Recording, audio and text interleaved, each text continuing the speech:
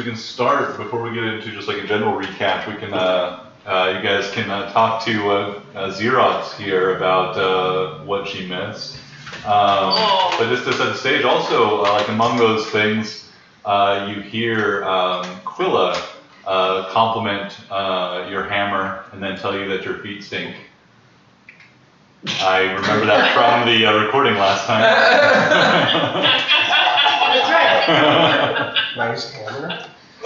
I think it was sword, but yeah. Xerox actually uses the hammer nowadays. That's right. Oh my god. So take a second, kind of inhale. I'm sorry, I will attend to that. I don't remember why I said that. I think you were, Like. maybe you were testing the, Oh yeah. The cipher? Yeah, the cipher, or the cipher thing. or the book, yeah, one of the two. Yeah, That's that's right. hilarious. So yeah, why don't you guys help recap for Xerox before we get to it more like maybe general and like that into the game recap when Well, We created a no Xerox zone. Oh. I'm sorry. it's not a no Xerox zone. It's a zone specifically meant for Xerox, so that the Whisper Litany won't feel to hear them. But apparently, it doesn't work under our assumption of how blood magic works. Yeah. Blood magic. Did we coin a term for blood magic too? Was it hemomancy? Hemomancy. Hemomancy. Love that. That's so cool. Got some geomancy going on. Her hemomancy is too strong. Yeah, so it doesn't block, or it goes through our Barriers. barriers. yeah, from the what you guys learned, Nazira looked through the library that you downloaded into Shippy from Mount Ainaru, kind of looking for any reference that these ancient arcanomancers had about blood magic and stuff like that. And also looked up, like trying to look up information about the tree as well. But in relation to blood magic, yeah, like these old, very powerful people definitely noted that it was, while it had limited use, it was very difficult to defend against. And could only be like, one of the other main significant things was that its use is intrafamilially. It's not just like using the power in the blood or something, but it's directly related to like connection between familial relations, having some magical, power and stuff. And that relationship being able to kind of subvert many defenses against magic, like defense against scrying and such. Annoying shit. Oh, and Shippy is working on becoming invisible, or learning how to be invisible. Very invisible. End of day. And So then we're working on that. All our current attempts have the ship invisible, but us being perfectly visible. no. Inside of the ship, just flying in the sky. It's a really dope like Wonder Woman situation. Yeah, just people walking around, going upstairs. Yeah. How are those dudes floating? To see somebody taking a dump. Try to see We more. can see you in your room. I don't know if you know that. Ray, what are you doing? Jesus is always watching.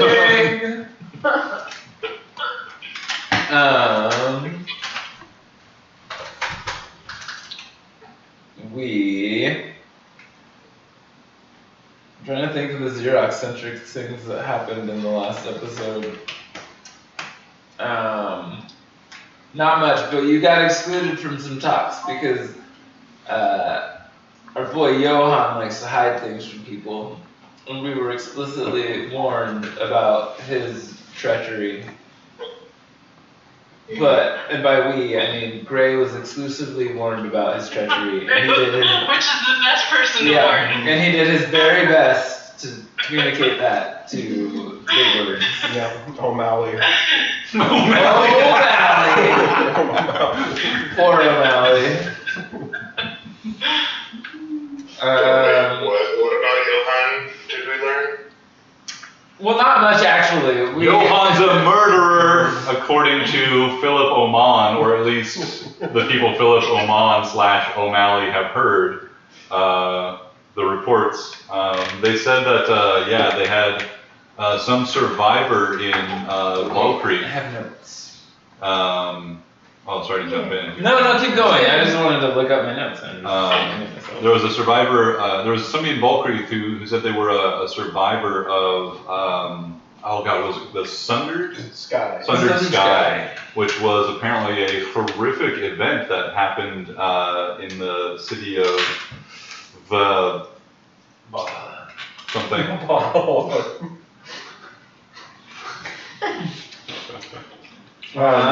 Wait for it. It's in my notes here too. Yeah, actually. Yeah. But that city, your city, Jared. Vidar? Vidar. Yeah, so the Day of the Sundered Sky was something that happened in Bithar that was real bad.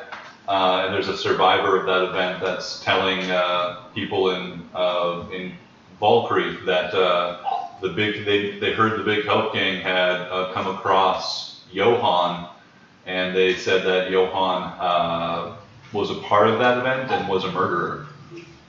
And of course, we got about 3 or 4 of those words communicated clearly through Grace. Yeah.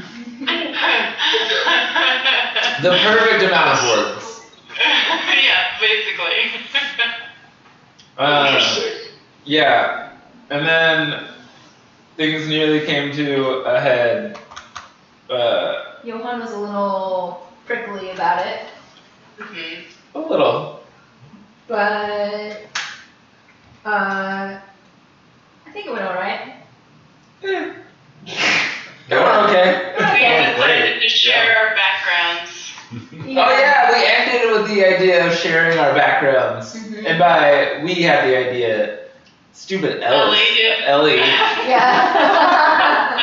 Well, Ellie Hale coming out, or not Ellie Hale, fuck. They're gonna That's take Eli Hale's Yeah, name in vain. Ellis Bistard, Bastard.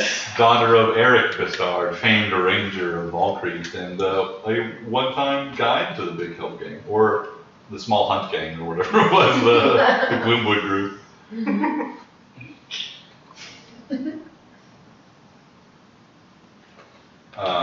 But yeah, you guys learned that Eric Bistard was, despite his great reputation, something of an absent father to his daughter Ellis, and that's a shame. That is a real It's lucky shame. and smart. Yeah.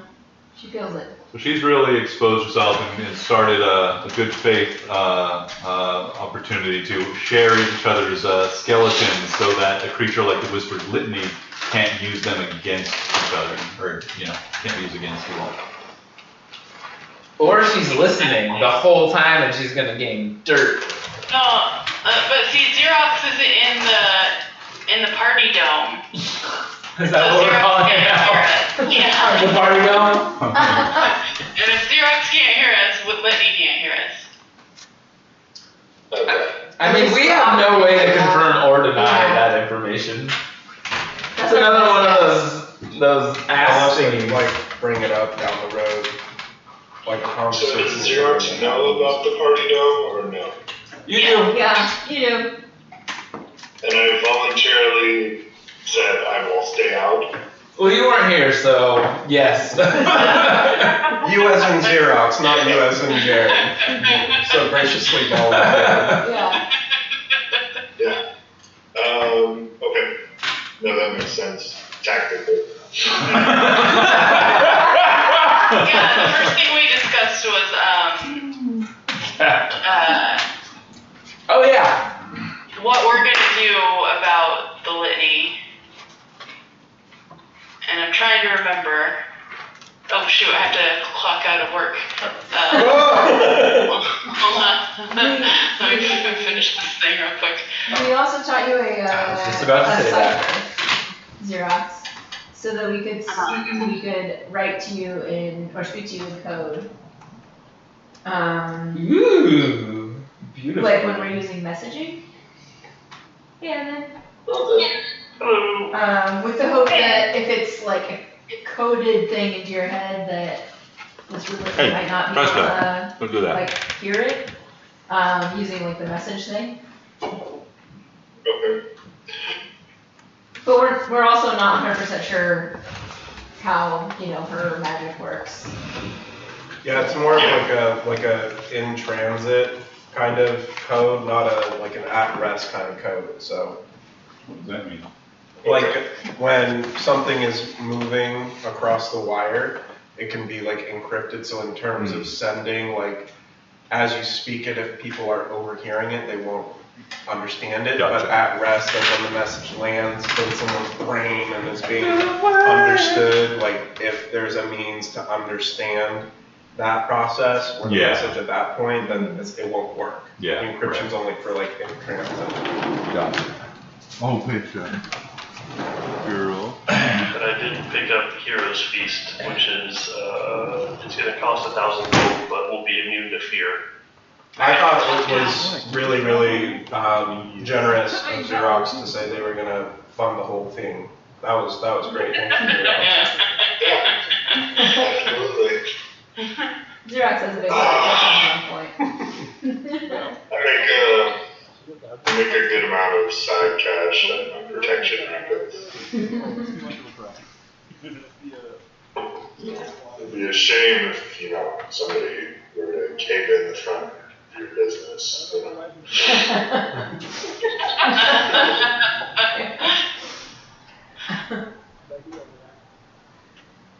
I think, was that it? That was most of it. Yeah, the confrontation. It ended with the confrontation and then Ellis and then backstories and we clocked out. Oh, we did also learn that the deep mind is using psychic inference, and therefore the gift see 2 instances of the deep mind rather than just one. Was it multiple or just 2? Oh, it might. I wrote 2, but that'd be good to I confirm. don't remember. Yeah, just that it was. I thought it was 2. That'd be really sick and also sickening. Yeah, so the Yankee used Mount Inaru and couldn't like pinpoint its exact location. Like it was helpful, like, but it showed 2 instead of just 1, so, Yeah. or multiple maybe, but yeah. Yeah. Tried to scry on the tree, but the rock kicked me out.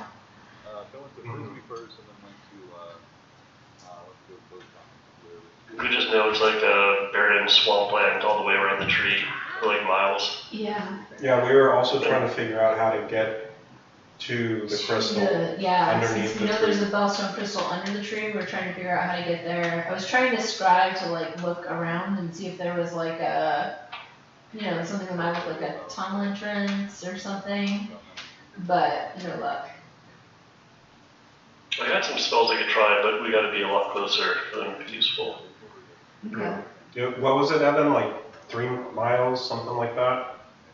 Yeah, well, I could see underground like 300 feet, but then with nature, it's 3 miles all around. Right, for terrain, so maybe that includes caves. Was Gray? I know we've had kind of like a semantics conversation about the Bellstone and Gray, but did we actually get confirmation that Gray is a part of the tree, or is like of the tree? It sounds like he's like a seed or something, or has like the spirit of the tree. Okay. In my little Gray story, I think I described it as like a shard of the tree, but I think March kind of ran with it a little bit. Okay. Xerox, I remembered why I called the meeting in the first place. It was because I have a spell that can trap a soul. Jesus. So I was planning on using it on Litany. If we ever manage to get her, kill her, because she keeps jumping bodies, Well, if we can pull her into the same room with us. Yeah, I just didn't want her to know about it, so that's why I initially excluded you. If that makes sense. That does make sense.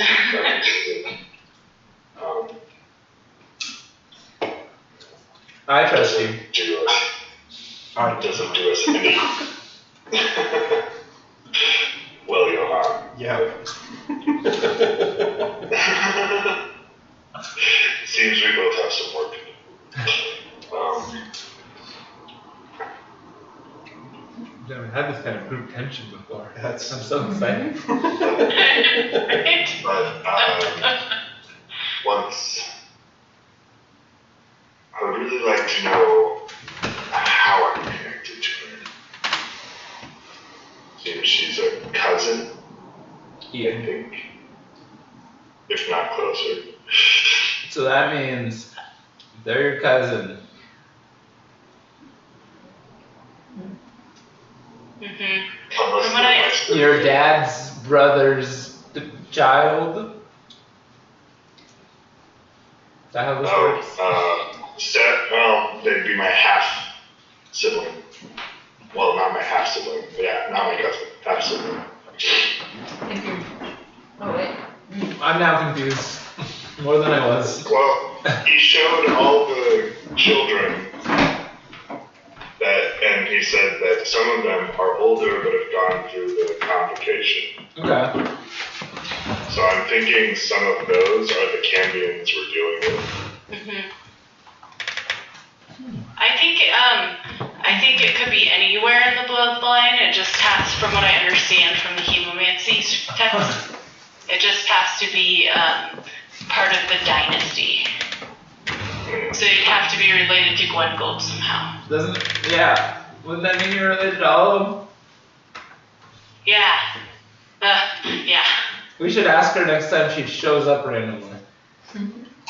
Good idea. You always make Or I her can step. step out and ask her now. I mean, you're assuming that she can't hear us. Can we just get a peek at your like 23andMe real quick? We just need to really map out. Hey, Whitney, are you there?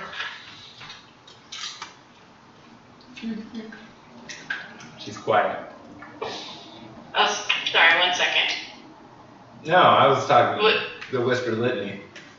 What's for Litany? Okay. I was like, wait, was that? I couldn't quite hear what that was right. Alright. No. I like to shout at devils.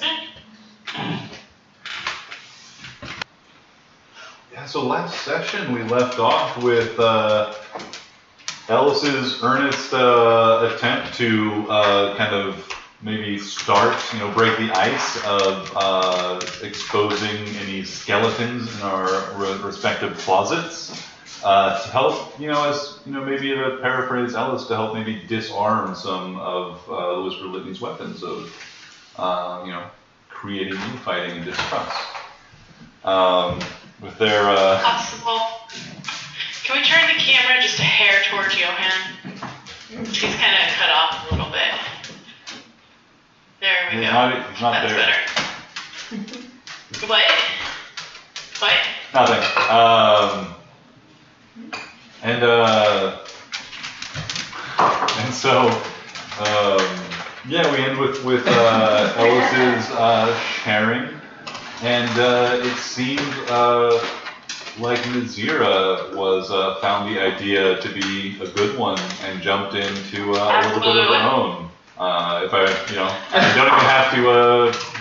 My memory is fresh since I just listened to the recording. Last I had to cut you off at the end because it was like 9:20. Before we get into backstory. Before we all hear our stories. But yeah, I think we can start off with kind of wrapping up that scene there. Did you leave a like, comment, and subscribe? For the comment for the algo. No. Oh, thank you. Kill me today. That's why I was writing him. So I set the scene a little before Sarah, and she left. So. Sorry, there was a bang. don't know if you heard me say that, but That's I was probably worried it fine. was the cats, but no, it's someone in the laundry room, so we're good. You never know what they're gonna knock over next. Oh, let me open my D&D Beyond page real quick. Good call. Yeah, Gray tells you his story. It's written down. Read it anytime you'd like. You know how to write? Well, I mean, you know, I read Wow. it. It's in this. Ray, I'm so surprised this is legible. The journalist that did your interview provided you with a copy. Yes. Alright, hold on, almost there. Then Gray pulls out like a dirty, bug-eaten piece of paper and hands it to you all.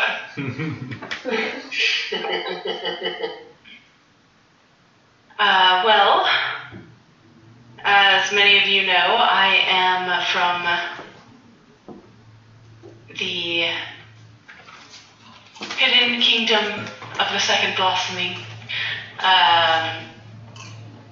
It was formed with refugees of the Elven and Dwarven kingdoms after the Gwengold Imperium sent their vipers and spies and eventually marched on our lands. We were able to close the gate. I forgot the name of the gate right now. We were able to close the gate and they have not been able to venture into our lands. And I hope they still do not suspect the extent of our new kingdom. The Imperium has systematically exterminated the soul of my people in their lands. Like all elves? They tear the elven children away from their parents, and convince them that their memories of Arvindor and their former lives are not real, in order to indoctrinate them into their system of the five divines, and to keep them mollified.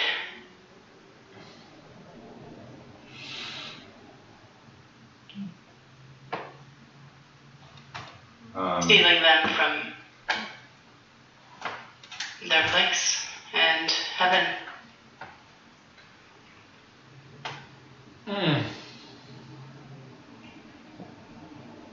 I think Johan, you would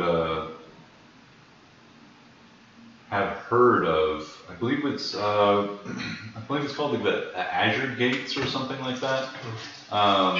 But it's in the basically the far southwest of the Imperium, and the Imperium probably just spreads rumors about some monstrous, vile like empire of liches or witches or something. Like they probably have multiple stories out there to describe some thing that they from their side they locked away or they shut and protected the Imperium from. And there's just like these stories about like what could be behind the gates and like what evil's lurking there ready to unleash itself upon the Imperium and stuff.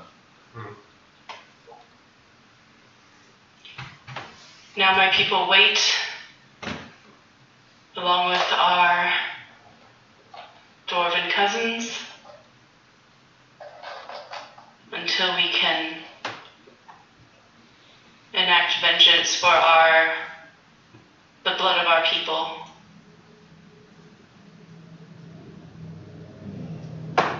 Many among our people still remember those days.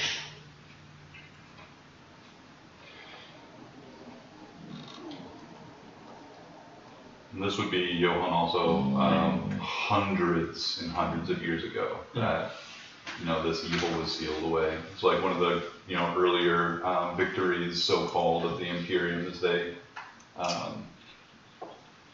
their initial conquest and expansion included this victory. So these stories would be coming from like hundreds and hundreds of years ago. Sarah, how old are you? No, I'm 126. I think so, yeah. Looking great for 126. Just young. Oh, thank you. Elven aging process, I suppose. We only exit childhood at around 100, so. Weird. But our childhoods are a little more different than, Is that like a time loop thing? Is it like, you just live our childhood is based upon when we no longer remember Arvindor in our reveries. I was never a child amongst my people. When I reveried as a little one, I only saw a void. What's sad? Until I entered the Fendes Bay, the Gloomwood.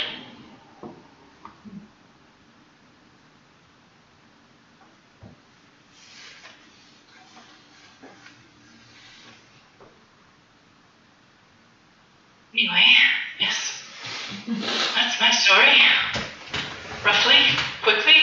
I feel like there could be more.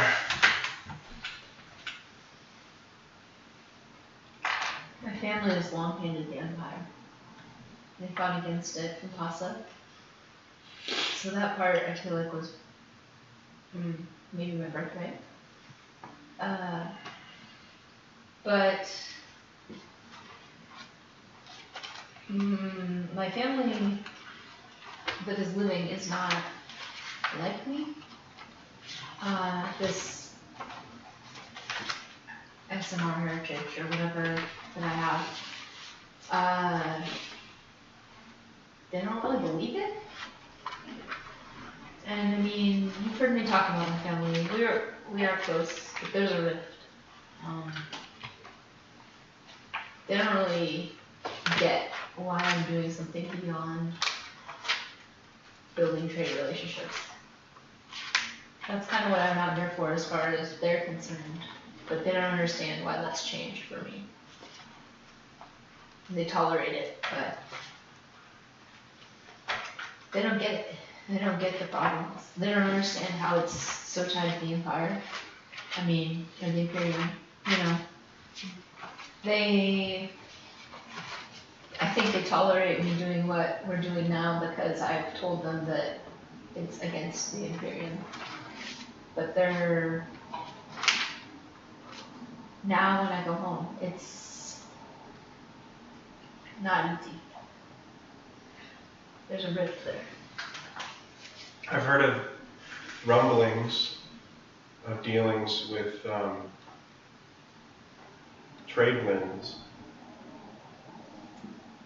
cozying up to the Empire. Is there any truth to that? Yeah, I mean, we met, the other day, or back in, Skopje, crossed paths with somebody who my family has long had a, I guess, friendly rivalry with that is not so friendly now. But they are definitely dealing with the Imperium. I trade with my family. They're a little less. I mean, I don't think my family is dealing with the Imperium to my knowledge. At least not directly. But I don't know, like the I don't know their name right now. The Farstriders? The Farstrider family. They're up to no good. We crossed paths with Vance in Skopje, and the Vance? No. Yeah, Vance Farstrider. I mean, we kind of came up together, and it was, I mean, he's involved in all kinds of things that aren't going to go well. He didn't seem to have any qualms about dealings that were directly or indirectly tied to the Imperium.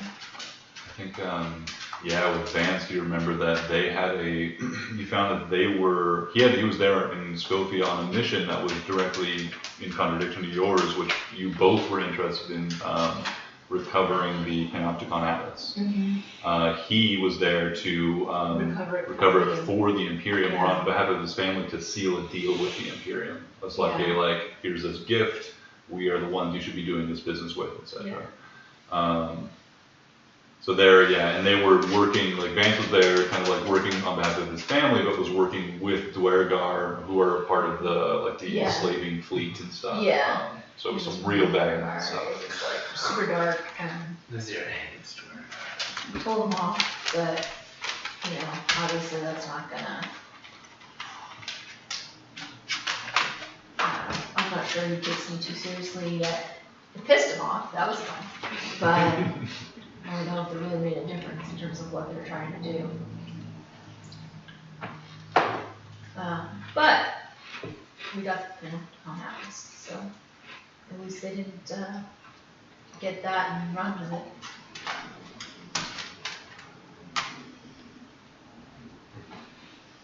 Your family is feeling some pressure, isn't it, against the Imperium? Yeah. I recall. I mean, we're really trying to bolster the three cities, and I've, as much as I can, tried to make sure all of my family and its branches in different places are hopefully sticking to that. But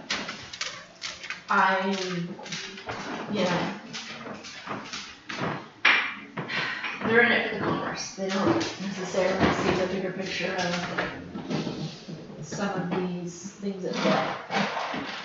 And they've been open to my efforts for connecting the free cities and the teleportation gates that we're working on. I want to see it to connect the cities. They want to see it to connect the cities for trade. And I think that's, if that's how they're going to operate, that's going to be beneficial to the cities. But I want to make sure that it also has some benefits to the average person, the average citizen.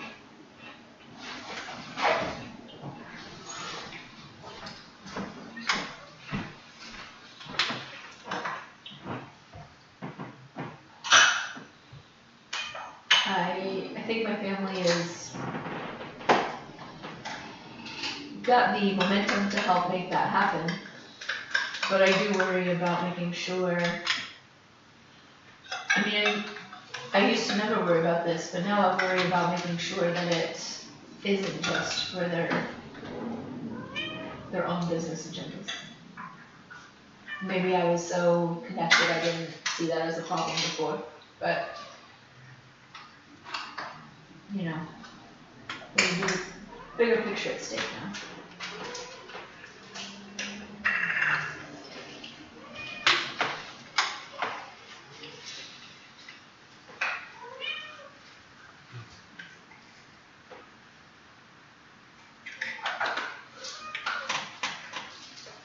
I'm still here, just behind the TV, feeding the animals. We'll be right back. Completely understandable. They need their dint. And they let you know when it's time.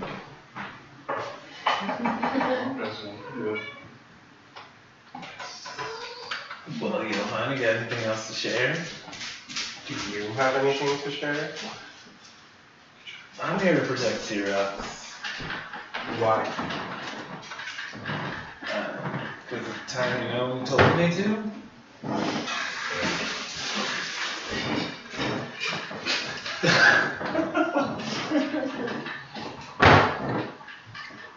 I guess I'm here to protect everybody, but it was kind of wild. Outside of that, Why did the millions want Xerox protected? Daryl, We came up together in the service, as it were. What do you mean service? Well, I may as well. I, for a time, served as a mercenary in a scouting regiment for the Imperium itself, in the Crusades into the Roman. Nibbles Meatloop's creator, was one of my companions, was in my regiment, and we escaped.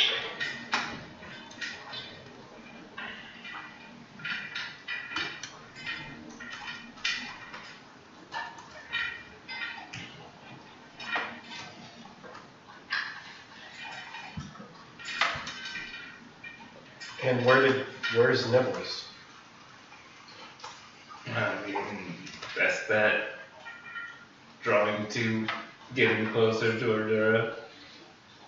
Or back at the pony's hinge, getting some tail. It's hard to tell with that one. The pony's hinge? That's the right one. I never remember the name of these bars. Is that in Valkyrie? Yeah. Okay. No. Or, okay. Somewhere. Wherever. Yeah. Valkyrie. That's where the Grey Wolves were.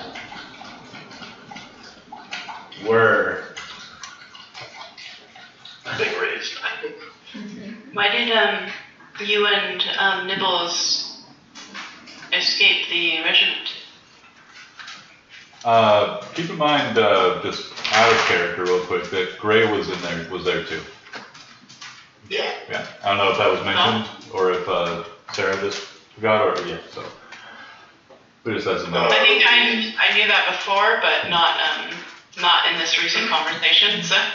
Yeah, Ray never necessarily teamed up with him, I believe. The story is he was kind of a scouting regiment. Oh, yeah, they actually ran across Gray after they went AWOL.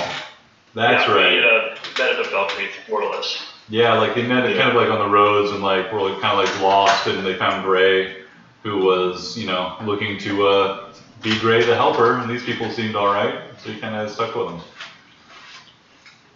And you guys found your way to Ketten together, and then from there got the quest to go to Valkyrie. Correct. No, wait. No, you guys set up in Ketten and went to Valkyrie to investigate Lord Garamont Ah. stuff, and that ended up sending you back to Ketten Yep. with the vampires. You're right. You're right, because you're the DM and I you're always have right. been confused and mistaken about some of this storyline as well at times, so. And how did Quilla join? Quilla bumped into this party in, In character, please. Don't ruin the roleplay. I was sent by my family to Valkyrie to help build relationships there. And I bumped into these folks when they were going out to investigate some situation in the Bellstone mines. I joined up to assist with that. From what Nibbles has told me, that's when they ran into the dragon. Yeah. The dragon? Yeah, he keeps yammering on about Xerox's ability to ride dragons. I think I've heard this story.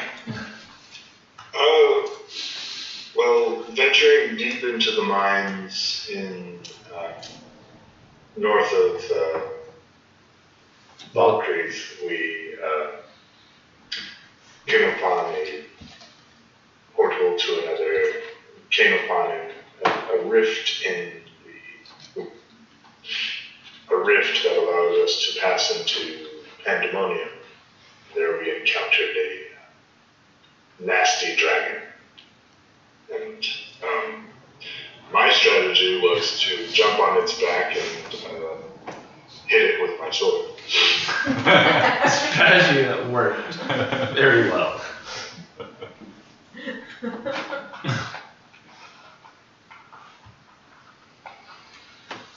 Probably not best to say it worked, but not probably impulsive of me. That's a bold saying considering you're in the company of Nibbles. Who, as I recall, also ran into Pandemonium by himself without anybody. That sounds right. Oh, Like to do. that sounds like a bad idea. He's made a lot of them. Oh, was it as noisy as they say? Unbearable.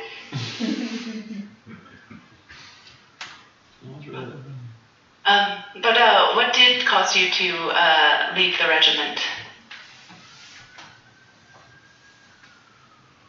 Remember, was Nazira with us when I got shut in the room with Harkill?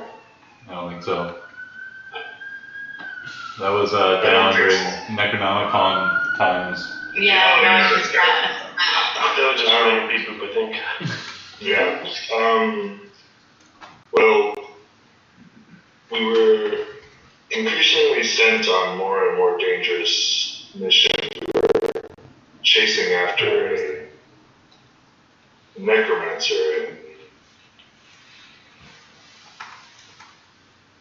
wastes, and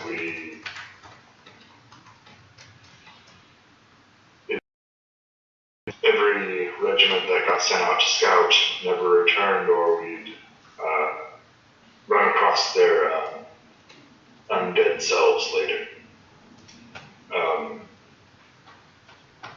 And we found that despite our protests, we kept getting chosen for more and more dangerous missions, and we found out that General Harkill's motivations were not, in fact, to preserve the strength of his forces, so it were, but more to feed an ascension attempt by himself. Oh. So instead of being chosen for a suicide mission, Nibbles and I decided to make our way into the night. Wise decision. Did he ever succeed? Do you know? He did.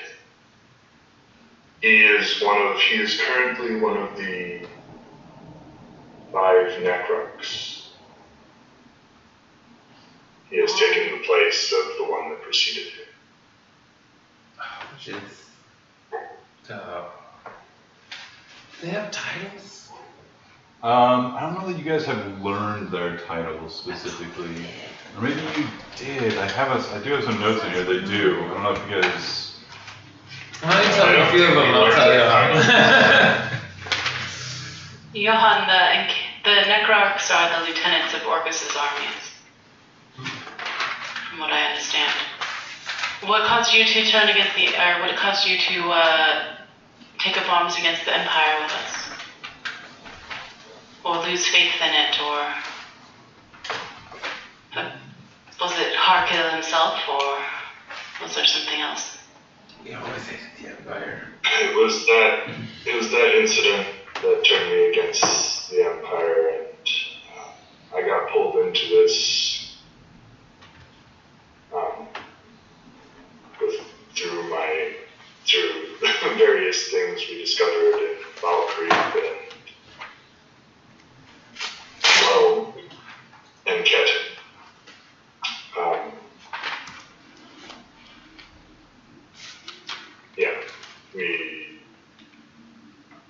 What made me turn against the Empire was that incident. I swore on desertion that I would never again. I could not trust.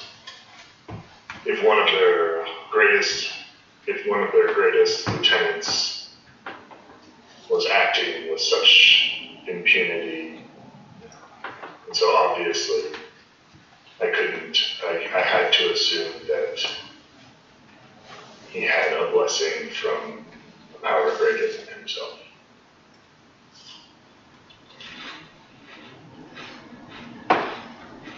Very simple.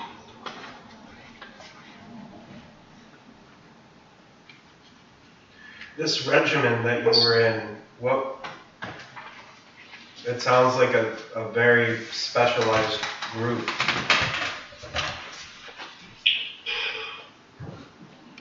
We were scouts, chosen because of our knowledge of the surrounding areas. When I left Kenton as a child or was forced out, I was picked up by the Zhao clan, which was a roving band of,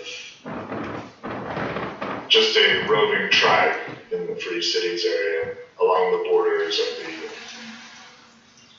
of the mountains. And they were contracted by the Imperium to provide scouts and eventually formed into regiments when the Crusade took place. It was because of our knowledge of the passes through the mountains and general capabilities on the land that we were chosen. Were you a part of the standing army or a specific group? I was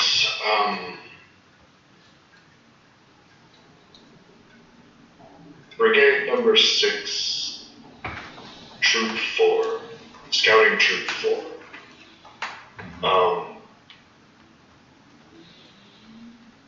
We were more or less conscripted.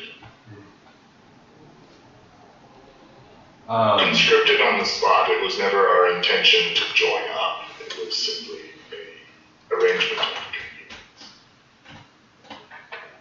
convenience. You guys know that, the Imperium sends, in the most recent example at least, only at this point now, like, volunteers to go, like, join the Holy Crusade against undeath, help cleanse the Eastern world,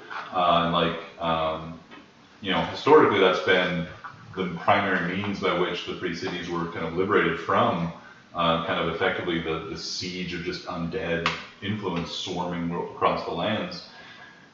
That effort kind of petered out as it hit the mountains on the east side of the Free Cities, and the Imperium has kind of failed. The Crusade since then have kind of failed to like make any significant like dent in or like conquest or claiming of territory in the Bone Wastes.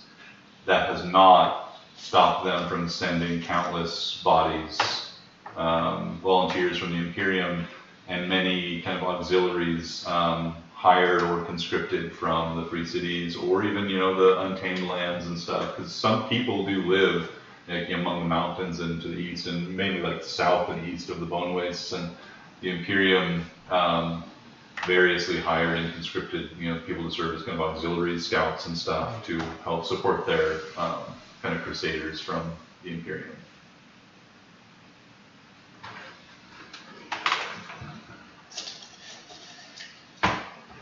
And so that, so it was also sort of timing that was probably about like 10 years ago or something that all happened. Keep in mind, all this was, there was a period in the kind of like the prelude to this game, because we did start at like level like 12 or something. So when you guys left the services of the Imperium Crusades, there was some years between that and your guys' venture up to Valkyrie. You guys had established kind of yourselves in Kenton for a while, kind of made a little bit of a name for yourselves, kind of like this little like kind of scrappy little outfit of kind of problem solvers and stuff, for hire mercenaries and such, and just been trying to like get by without drawing too much attention, because Nibbles and Xerox, at least as far as the Imperium's concerned, if any bureaucrat ever like looked them up, would be found to be like AWOL, like traitors, like having fled their conscription or their establishment there, and would be arrested or potentially like put to death or something. Like there's like heavy prices to be paid from the Imperium side. So like there was a period where you guys were kind of advancing to level 12 in Kenton and stuff before you guys went to Valkyrie, and we really picked up the story as is. Killing pigs in the desert. Yeah, you guys were grinding rats. Yes. Yeah, for below his heart too. Yeah, this one was That was Quilla the was still nibbles. cutting her teeth out and like, and Out that in other sea, making other probably, trade places, and yeah. trading, yeah, Mm-hmm. running trade routes, family, and then out on the high seas. And during that time, Nazira would be experiencing a little loss of her own and her first brush with mortality as some friends and comrades were lost on a particular little expedition before she ventured outside her little homeland for a significant period. But yeah. How long was it? Well, Gray was in the army. How long was he in the Druid Circle? Was that before or after? Gray wasn't in our. We remembered and clarified. Gray kind of connected with you guys afterwards, having just kind of been just kind of roaming around the wilds, kind of aimlessly, as following whatever whims Gray has, trying to help in whatever ways Gray could. And then Gray found you guys and thought, Gray help more, bigger, and so joined up with Bigger the help. Gang. He just lost his druid family, so he was looking for his new family since he has gone through many in his lifetime. Yeah. Gray, just very briefly, was kidnapped by goblins, raised by them, and he fought with them until eventually escaping, and then trying to go to the city where he was recognized as Gray the Betrayer. He returned to the forest, barely survived as a dryad picked him up and helped take care of him as he was given to the druids eventually, where he met Mary Colgrove. And then after living with them and learning from them, he returned back to the city, and that's when he kind of met up with the Big Elf Gang. Probably in there somewhere is where he joined the Gringo Imperium scouting division to find that they weren't as helpful as he had hoped. Then ran away and met up with Xerox and Nibbles. Beatboot, do you know how Nibbles joined the regiment?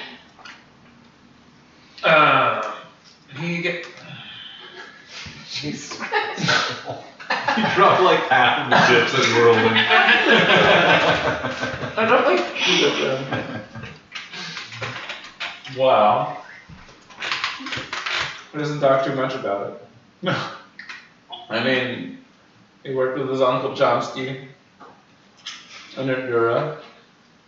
No, lied. He went to Adura after working with his Uncle Chomsky. He found his way as being sought out by the military for his creative works. And the sorcery thing helped a little bit too, probably. That's all I really know. Me and him don't really talk much. I mean, he woke me up, said, make sure Xerox lives, and went halfway across the world. Hello says, if you ever want to talk about absent fathers, I have some experience. I don't consider him a father figure. It's hard sometimes to think of them that way when they're not showing up. He showed up when it counted. He blew up Togatops. She puts her hand on your shoulder and says, it's not your fault. We blew up Toad. It's not your fault. It's not your fault.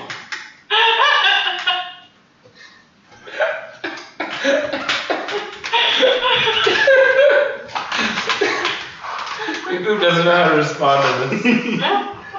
He's never gotten to experience Robin Williams.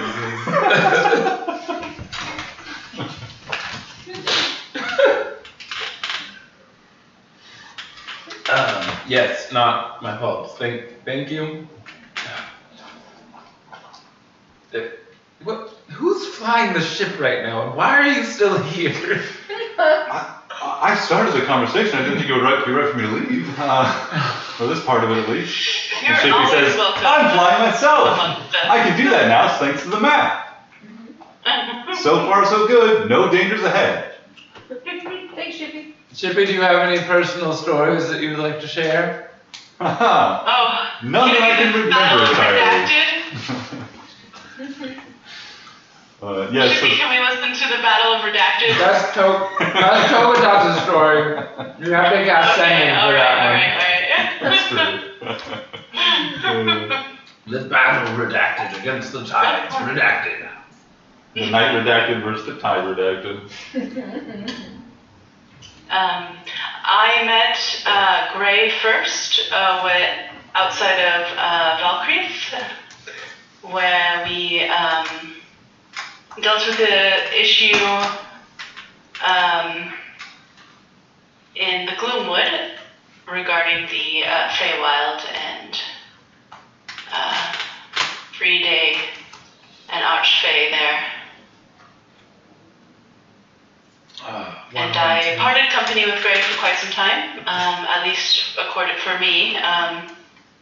Spent some time in the Feywild, and when I returned, found Gray again and met these fine folk.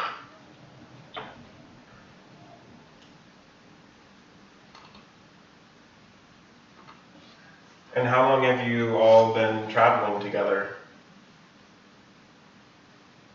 Good question, Mark. Has it been? 4 long years. I forget. It's over a month. Yeah. At least been 1 week. It has been more than I haven't listened to an episode in a while because I've been a little. It feels like years. It does feel like years. Yeah, I think it has been like probably a little over a month. 1 month and 19 days as of Zikaso. Is that, for just from Zikaso? So it's probably like yeah, a month a and couple months. I think there was even like a couple periods of like a little bit of downtime and stuff. So, yeah. a couple months you guys have been working together. Oh yeah, because Zikaso and the pirates happened at the same time. Right. And then we just picked them up right from there and headed straight to Fall Creek in the mines. Yeah. And have you ever been told the tale of theirs, where like kind of what like how things happen in Ketten, and they like followed this like this like, vampire coven there that was doing some crazy shit? You would have heard of an event in Ketten where it's said that a like portal to the hells opened up and the city was like under attack from within, and the big help gang apparently, from the stories at least, were able to kill whatever demonic or devilish thing had opened that portal and were able to close it, saving the city. Dived straight into the hells and killed those tallest bastards. Yeah, some of the less believable versions of the story have them in fact diving into the hells to find something in the hells itself to save Ketten. But like stories, that's stories go. Wow. Oh, you haven't been to the Tellus estate with us. But you also, just to tie that a little bit closer together, you found those vampires were working kind of like on behalf of like this like devilish influence and stuff very clearly, but also seemingly kind of in concert with the Gwengold Imperium. And that was, I think, one of the first like of the biggest red flags for the big help gang to like connect these other really bad things going on and really like obviously devilish influence stuff to the Imperium and its leadership specifically. And I think that that was 3 years ago or something, whatever. But I think that was the vampires. Their motivation was to have a little vampire baby, which from all accounts shouldn't be possible, but seemed to be happening. The party killed the vampire baby, fortunately, before it could grow to become a greater threat. We're just really great to children in this game. Yeah,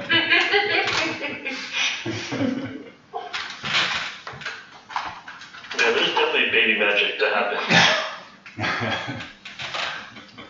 And the dead baby balloons from. Oh my God, Evan's had a hand in it too. Yep. Oh, Little extra life balloons. oh yeah. That was such a fun concept. I forgot about that. Oh man. It's a dark world. Yeah, it is. And how did you all discover Bellephron? But No, I don't remember. I still Electron can't say O'Malley. Look, I think I have it well established that Nazira just says whatever name is like even remotely close. Yeah. Most intelligent person in the group still can't remember a name to save her life. Names are hard, okay? She's got a lot in her mind. Yeah.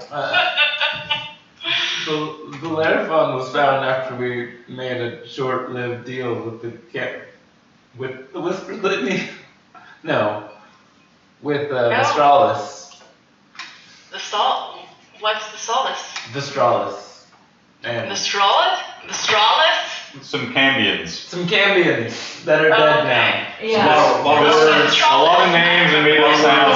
happening right now. Xerxes and Vistralis were a pair of Cambians that were working for the Imperium, and were doing some bad shit. Yeah.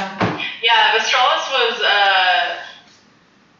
commander for Xerxes, right? Yeah, Yeah. I think that's right. And we were The about entire to thing unleash. was fault. What? I'm sorry, what you said that both at the same time. The entire thing was Big Boob's fault. He kind of ran up the mountain. That was Nibbles' fault. Big Boop was not alive yet. Yeah. That was all ran Nibbles. up the In fact, that's where you found his body. Nibbles didn't run up the mountain. He was bewitched by a Cambion. After he ran up a mountain. Yeah, I was gonna say, I think I ran out first, and then got all bewitched.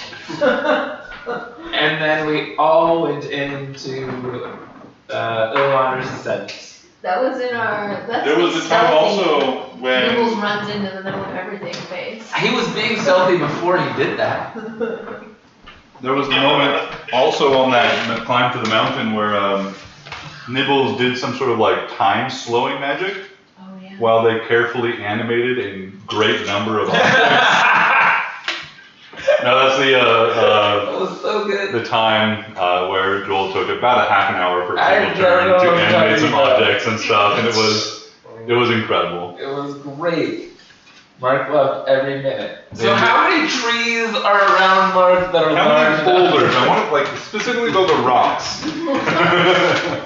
You told me about all the items that we made at this place currently that I can animate.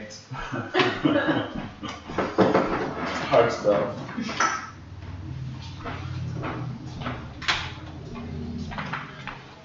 And then we learned that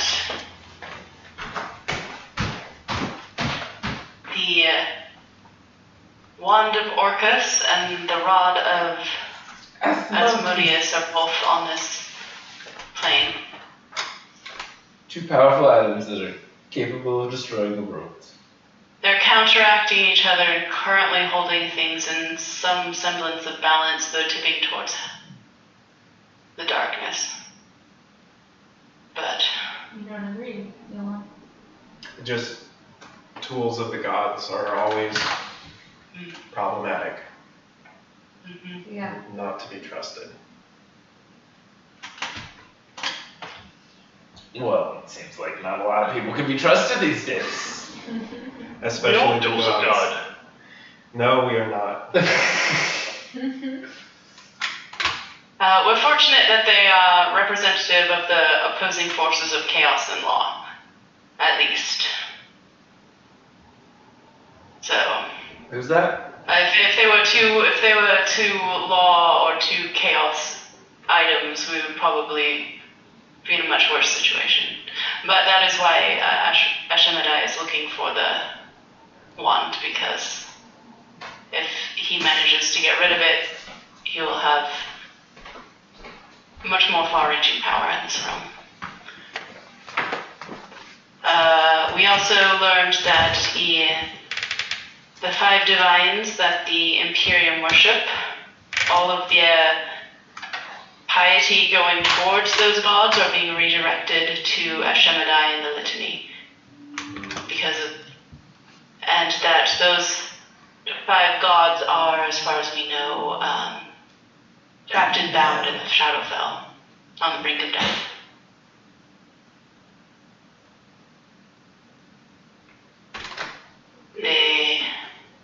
The story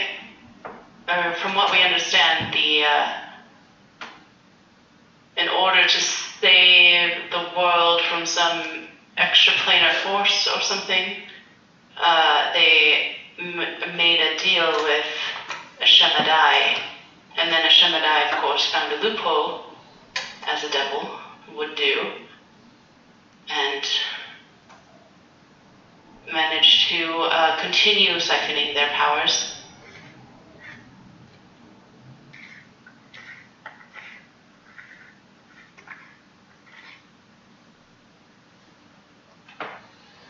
Which explains a lot about the imbalance in this world as well.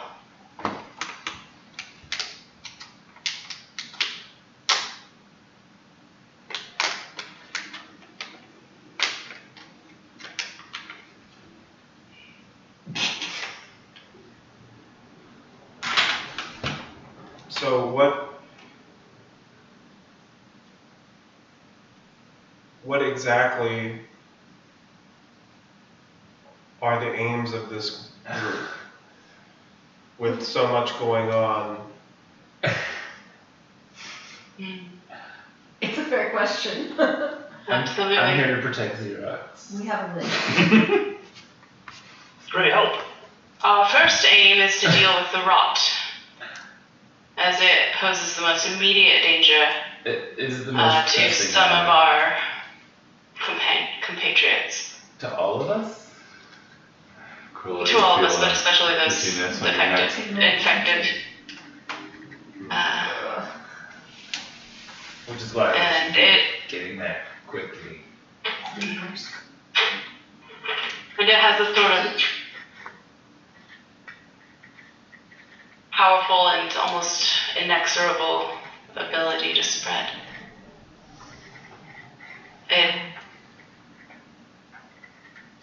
It is so adaptable that there is no sure way of destroying it.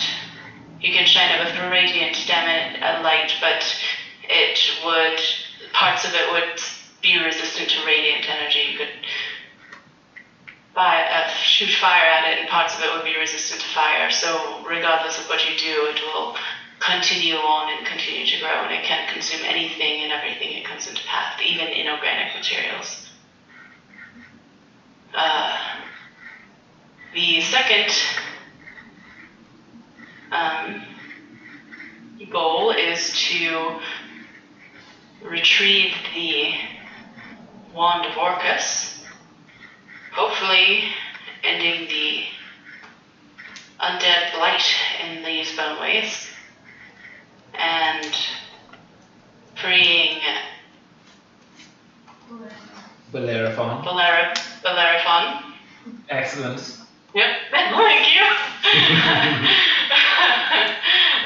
Also, there's potential for killing a vampire during that mission, so positive. One less. I may also just remind that Bellerophon, they've told you a little bit about Bellerophon. Bellerophon's trapped at this temple of Ilmater because if Bellerophon leaves that temple, they will be subject to Orcus's will. That small, safe place of this ancient and holy site of Ilmater is the only thing, well, not even just merely Ilmater, but it's a great temple complex of Ilmater, Lyra, and Lathander, I think. Lathander, yeah. All three gods of light and life. It's probably a ley line there. And so Bellerophon's trapped there, has been trapped there for countless years, and if leaves will be the weapon of Orcus.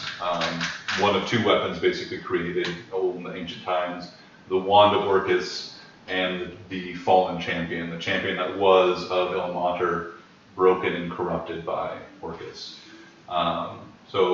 But at the same time as that, it seems that Ashemadai is pressing its influence against Bellerophon, wanting to take away the champion from its enemy Orcus and use it for its own purposes. and Bellerophon like feels the tugging of these two like kind of polar, forces of gravity on itself, and knows that given time, Bellerophon will fall to one of these horses. And so that's kind of why that's been a priority for the group too, is to find, they believe that if they are able to retrieve the wand and bring it to the temple of El Mater, they could basically remove that from the board by restoring this champion to some, unprofane state. You don't know what that necessarily means for, like taking a weapon away from Orcus. While it doesn't allow it to fall into the hands of a Shemidai, it doesn't necessarily like weaken, the Imperium's position necessarily. It just means that they'll have one less foe in the world ultimately. So you guys have been like kind of weighing these things and like figuring out which, like, it's like your question is like one of the things they've been really struggling with is like, how do we, like, where do we focus? Where do we put our efforts? When like so many things have been kind of like set in motion so many years in the past, and so many things are kind of in balance against each other. Like our travels have exposed so many needs, so many pressing issues, but mostly, it seems like a common thread is that the Imperium is behind a lot of them or supporting a lot of these evils. So I have to believe if we can fight against that, or as we can do some of these things, hopefully it will weaken the Imperium's stronghold. Dismantling the Imperium is a goal for myself and the Empire of Anarchy. So as long as this group continues pursuing the means to end the Imperium, then I feel like our goals are aligned. The Empire of Anarchy? That's the group you were with back in Europe? That's the band of bards. The band of bards, okay. Yeah, that. Cool. And it's a group that has come together kind of under the same, coming from similar backgrounds and working towards some similar goals. It's important for us to use music to change kind of the hearts and the minds of people and have them unified under a banner. And when we tour, we use that as a front. That Empire of Anarchy is more than just a band that produces music. We're part of a greater network, a cell that seeks to destabilize the Imperium in the cities that we visit and set up strong points for the free cities to take hold. Yeah. Part of our goal is to gather allies against the Imperium and also to unite the free cities against them. So. Seems to align very well.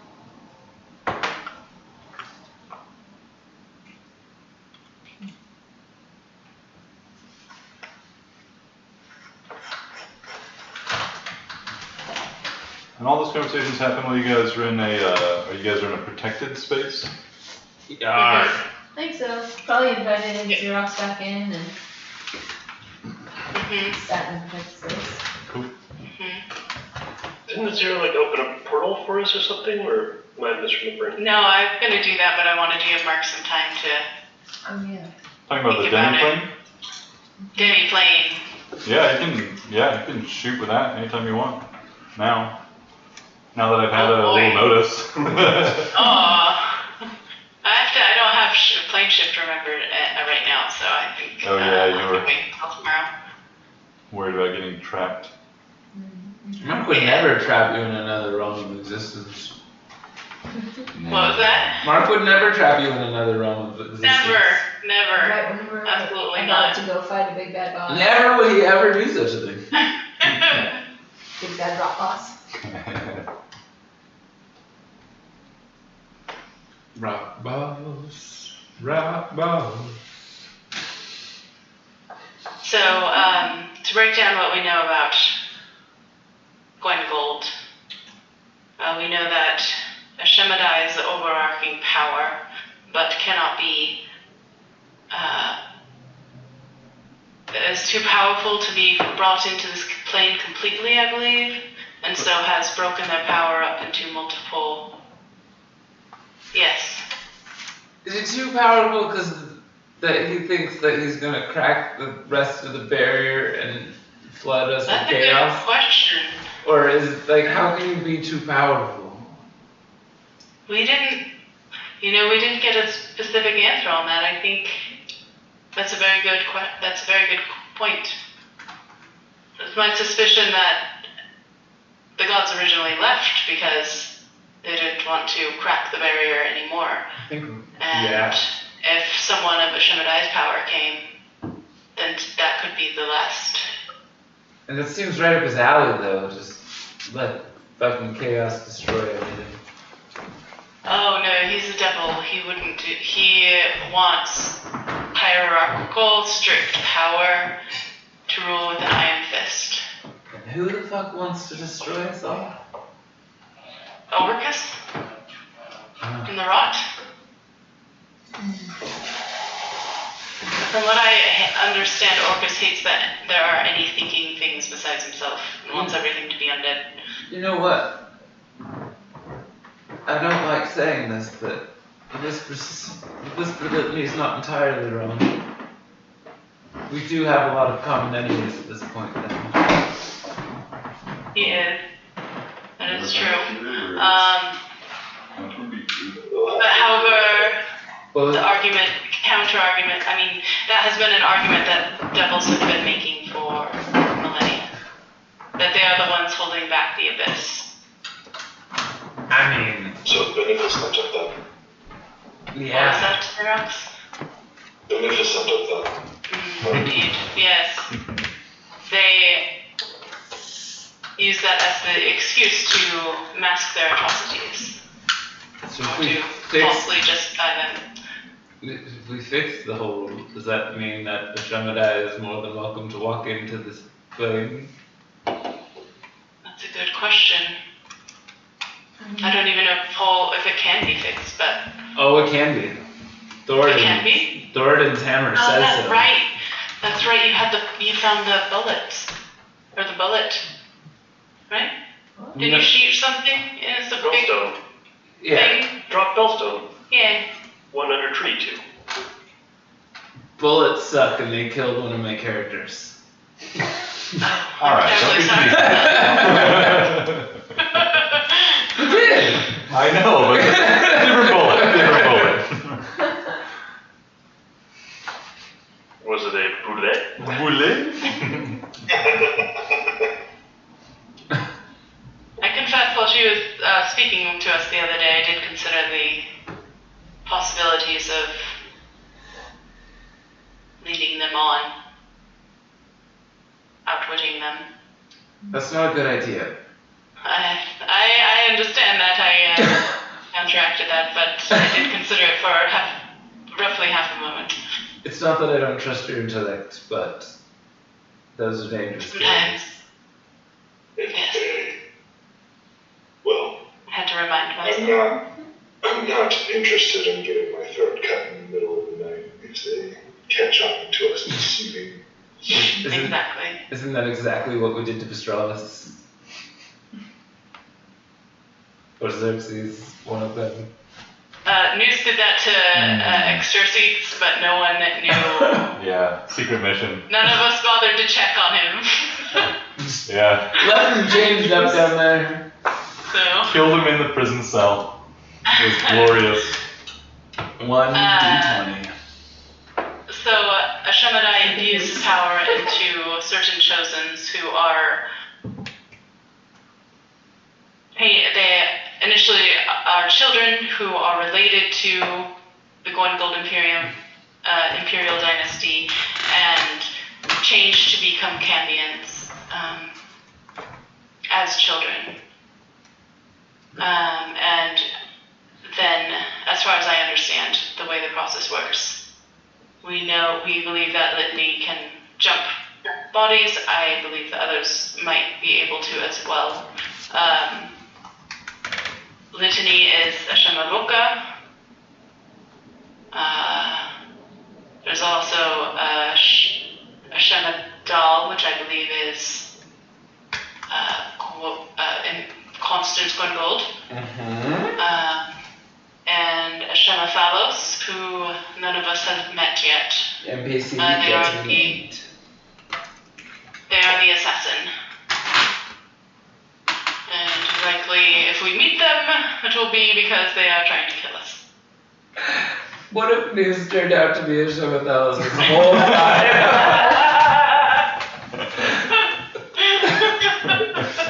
That shit is hilarious.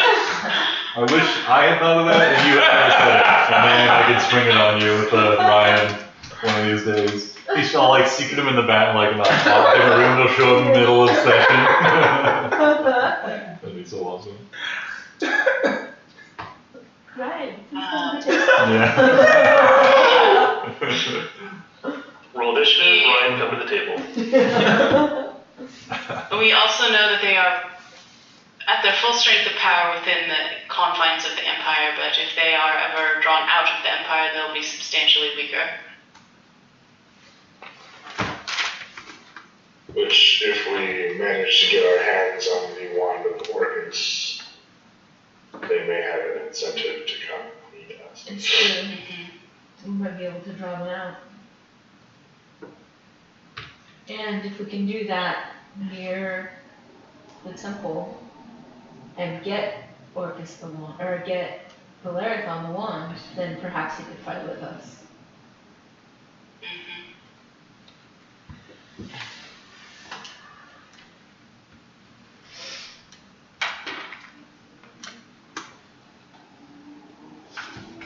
And you're still on board. Our goals align. Okay.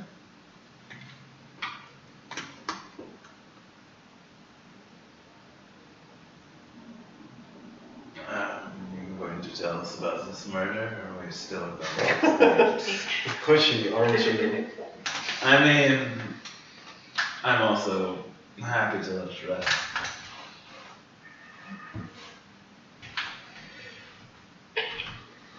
Well, Murders. Not one. When the Free Cities abandoned Vithar, we didn't have many options to continue fighting against the Imperium. Some of us from Vithar formed a resistance, a movement. Others, such as myself, sought powers that could be used to level the Imperium and protect Vithar. I sought such power from the circle of the rust and the worm.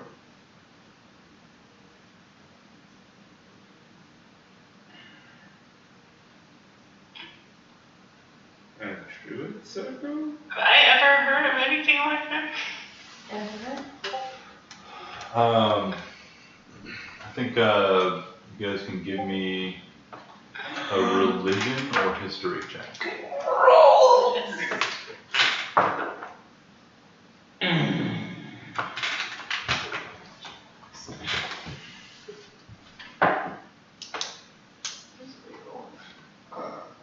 Religion or history? 18. 18 off of 7. Yeah. 28. That's what I'm talking about. Girl. I rolled a 6, I got a 1. Yes, thank you. At least there's someone reliable. Got 18, 20 for Nazira. 28. 28 for Nazira. 28. Yeah. 19. 19. Oh, another 19. 19. We know everything.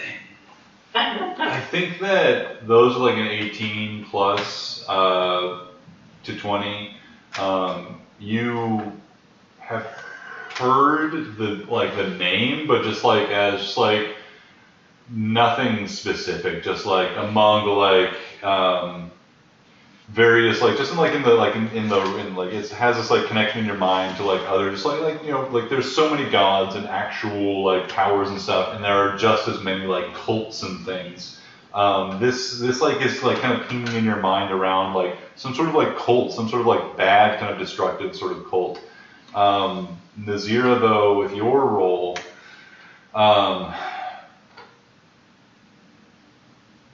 you know that. Well, which did you roll, history or religion? History. History. History.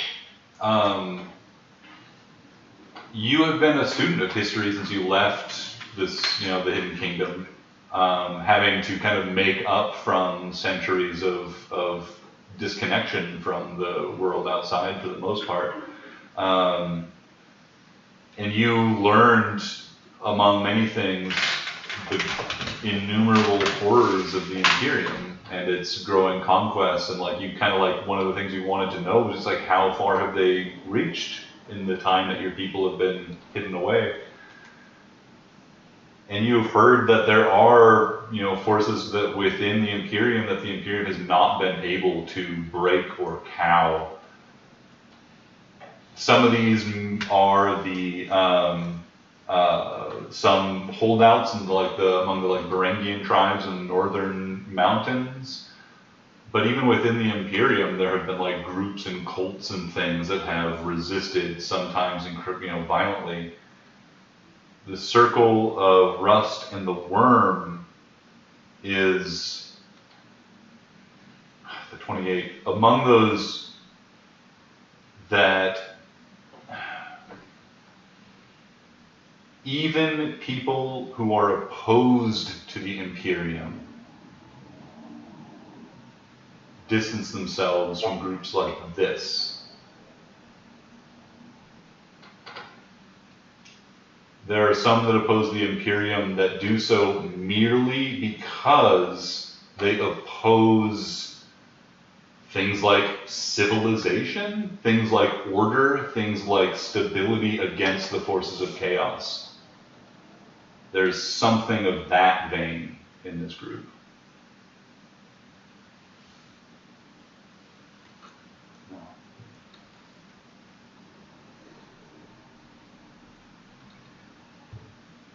I did what I felt I needed to ensure that my people survived. And the Circle, Talos, were the guarantee that I needed. A group of people so hell-bent in making sure that the Imperium was dismantled was what I needed. I was young, I was brash, I ran headlong into the arms of people that I shouldn't have trusted, and pursued worship of a god who is a spoiled, petulant child. And I threw myself willingly into it. I am storm-marked. And with this, Johann kind of turns around and lifts up the back of his shirt, exposing flesh, and what you see are two pretty big, there's two big things that catch your eye. The first is what seems to be flesh that's burned over on his left side as if he was pierced by something. It looks like a very grave wound. And on his back you see another singed emblem. It looks like 3 lightning bolts coming down at a triangle.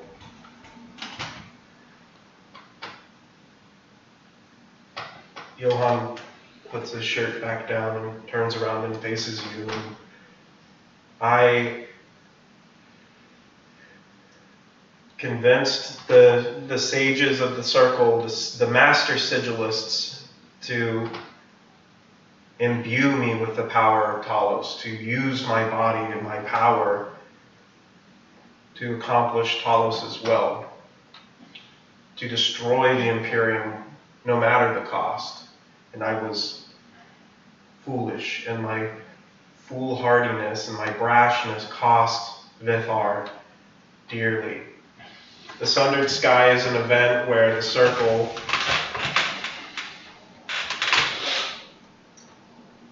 struck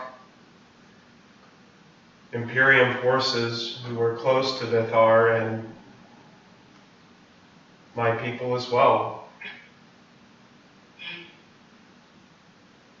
I'm responsible for the death and destruction of a large part of Vithar, and you can say what you will. I should have known better.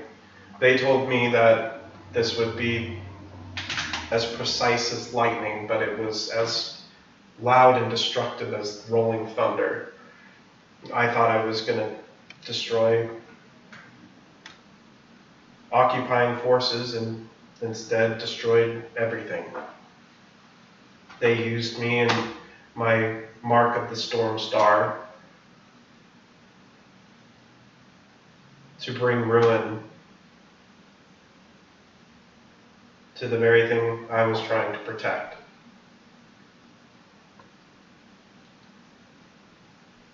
And I couldn't stay in Vithar. I had to go, I had to escape. It's not an easy thing to run away from the circle, and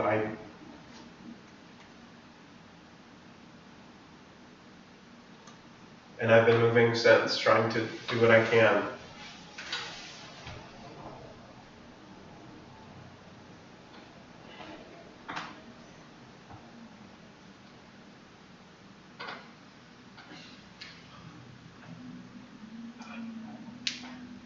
It's a terrible burden and betrayal to carry.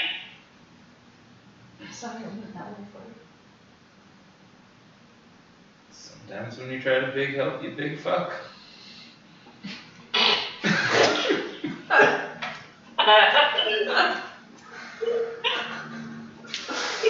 I mean, we set free the Necronomicon, I mean.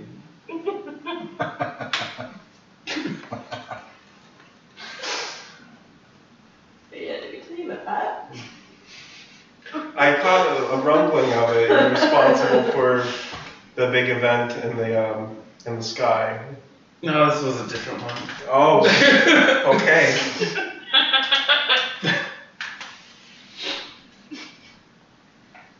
Well, you beep boop, I I don't know what we need to talk about right now. I'm saying it happens.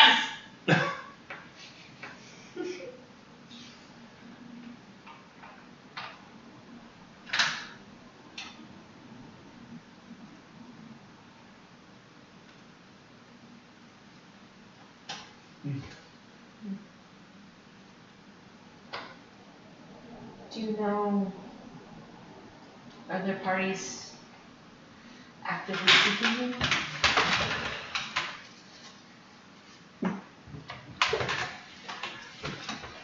Talos is a spoiled bitch, so sure. Maybe. Yeah.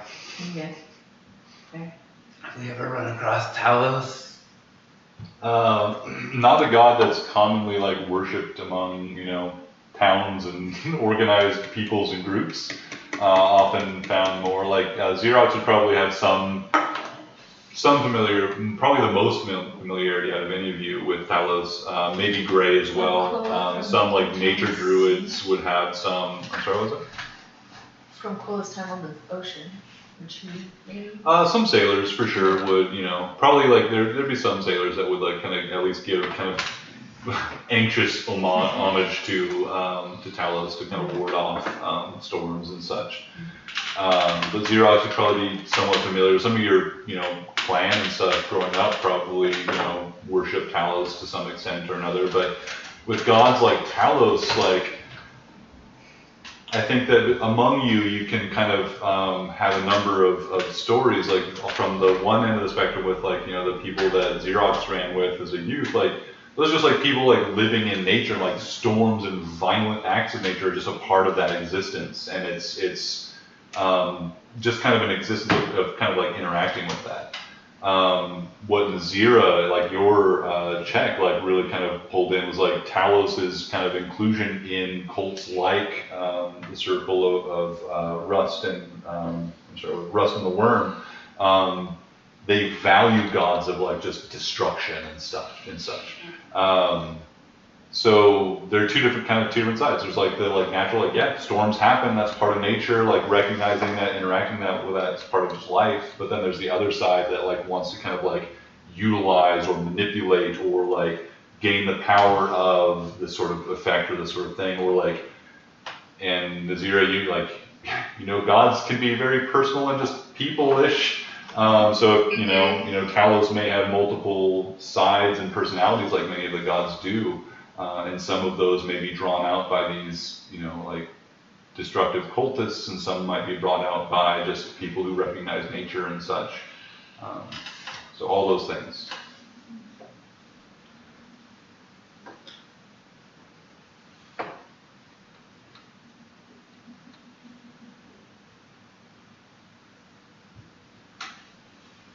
Are those lightning bolt symbols the symbol of Talos? Did anybody do religion instead of history? I guess either one. You guys had enough roles to know.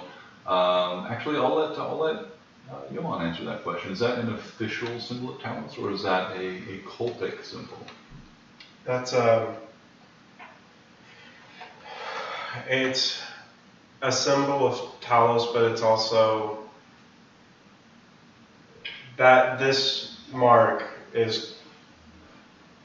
embodies the power of Talos itself. It's called the mark of the storm star.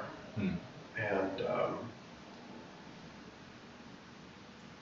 the circle of the rust and the worm are fanatical about those who can obtain this mark. Those who have this mark exchange power for life, and calling upon the power of Talos comes at a very large cost. Some storm marked may be fine after a few uses. Others may lose their life, lose their sight. It comes at a cost. This isn't something I talk about often, so you'll have to forgive me. But yes, this is a sigil of Talos and a mark of the storm star. His mark. Surprised he hasn't taken it back. He holds on to grudges. Maybe we can throw him into... Talos is short-sighted, short-tempered, as long as his power is being used to destroy or to seek revenge. He's content. But like I said, he's also a spoiled little brat.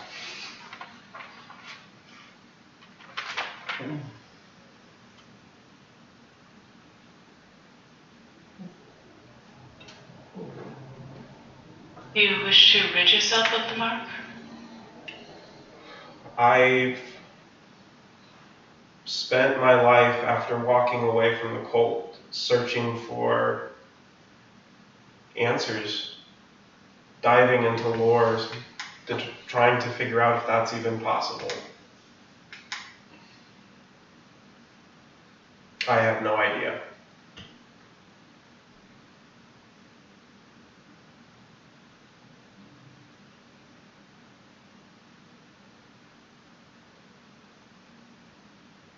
We can find out. Mm-hmm. I'm not important. This mark isn't important. Dismantling the Imperium is what's important. That's all that matters. Well, we happen to run into things along the way.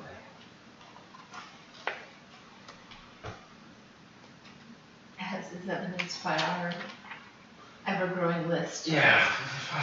Weird things to work on. You are not wrong, Bella. You are not wrong.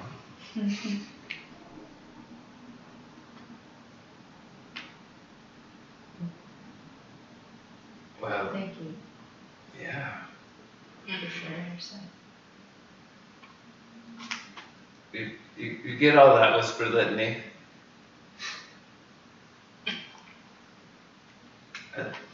Anything, Xerox?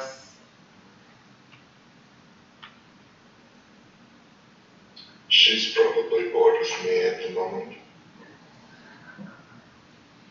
Maybe she can only do it a finite number of times per day. Or she just doesn't want to. Or she's not paying let us attention. know that she can hear this part. Or she doesn't care that much. Could be either. Probably some other mortals to torment somewhere else. Fair enough.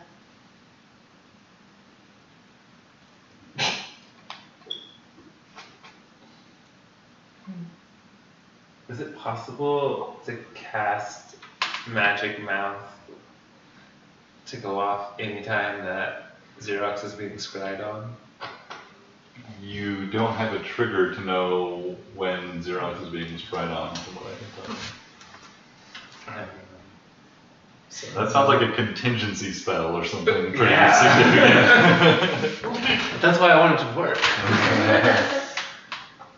And the troubling thing is the invisibility doesn't work either because they're scrying on themselves and through themselves yeah. scrying on Xerox. Through the blood connection. It's a bit tricky. What we need to do, Xerox, clearly, is drain you of all your blood and replace it with different blood. You already made a devil clone of them. Let's not kill Oh, them. there we go. Perfect. Bug blood. Use bug blood. Bug blood.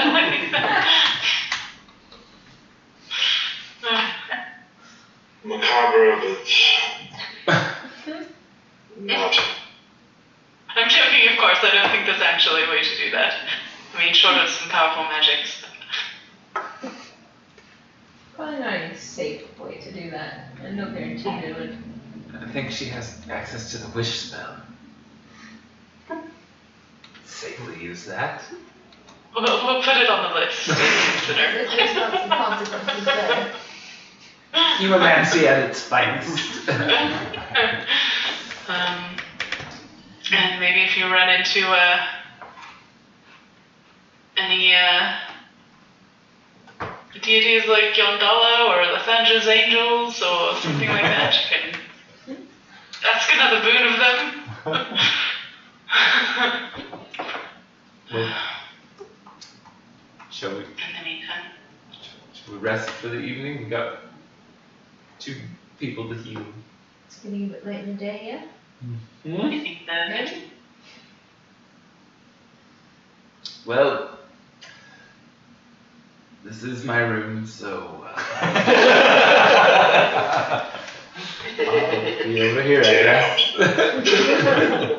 I mean, feel free to stay. This is where the warding is placed. But So all this happened in the room with Shippy's crystal. Nice. Mhm.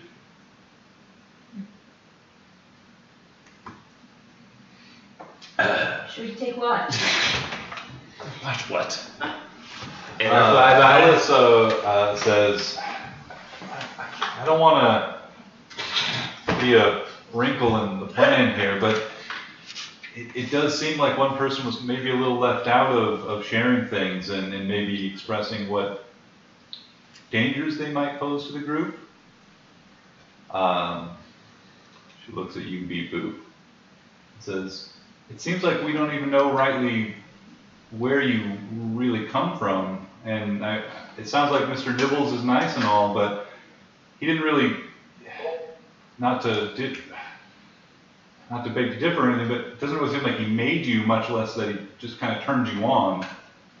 And many things that we're finding out from the old times don't seem to be very friendly.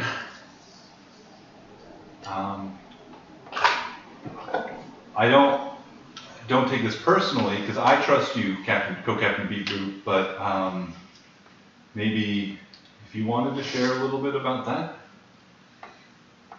Gray, I'm starting to understand your hatred at this point. See? How does the plan unraveled at last?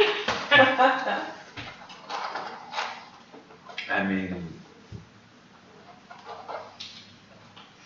like I said, less than nothing, Ellis. I was turned on.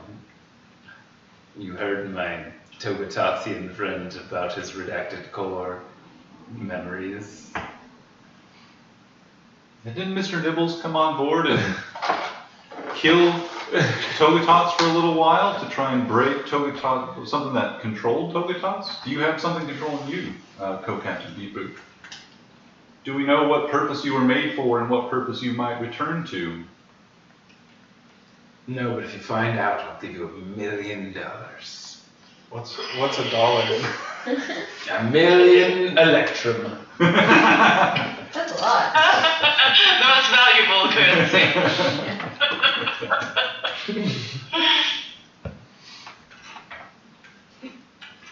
Listen, I'm trying to find out that information as much as I can. Well, I just haven't found a way to do it yet. Yeah, and like I said, I trust you, Co-Captain Beep Boop. I just thought that you might want to share that with the rest of the big Why would I want to share that with the rest of the group, Ellis? I'm That sorry. makes me look mighty suspicious, doesn't it? Well, if I may, sir, it just makes you look a little more suspicious if you don't share. In this context, I think. I don't think anybody else is thinking it besides you. Listen, everybody. There's one thing we don't know. It's that I'm here to help. With the game. Beep Boop the helper? No. Can I insight Hopefully, check? Can I Yeah, insight I want check? to. Absolutely. Oh, why are people so untrustworthy? Oh, I still have glibness. Mm-hmm. Oh god, no. Advantage? Natural 20. Or is it just for charisma? Because insight's not a. Oh, it's it's a wisdom, that's right. Natural 20? And you got a natural 20? What's the total? Yeah, inside of deception. Go tell your DM. Yeah. Am I talking to any dwarves? 25. 28. I mean, 27. Yeah. Wow. You seems Anybody else get a very high number? Xerox tends to trust Beep Boop. No roll needed. Yeah, bro. Why don't you, Beep Boop, tell Quilla an insight she gets about what you're saying? Whispers? Like a whisper or like If you a, want. I don't know. I mean, Okay. text. You can If text. you text it, that seems unfair. That seems even more work than whispering when we're like in person. At least It these does, two yeah. people. If we want to do a secret communication, we can just. I want to do a whisper. You don't even go to the room. They just run off. Where did they go? He seemed awful level. I don't understand why they would just leave. Alice is like, I trusted Captain Beep Boop.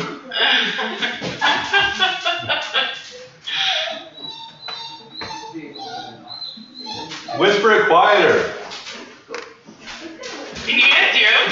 They didn't want to do whispers, they wanted to do talking, just far enough away that we couldn't hear.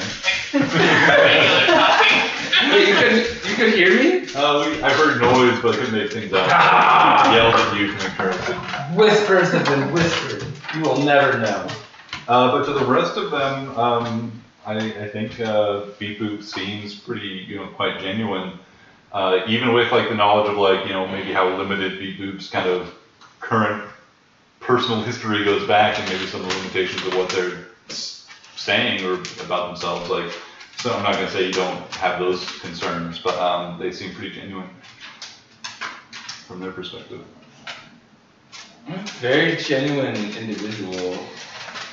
I mean, everybody kind of notes, or maybe doesn't notice, but Beep Boop has definitely been labeling themselves more as their signified code words or code numbers instead of their actual name, but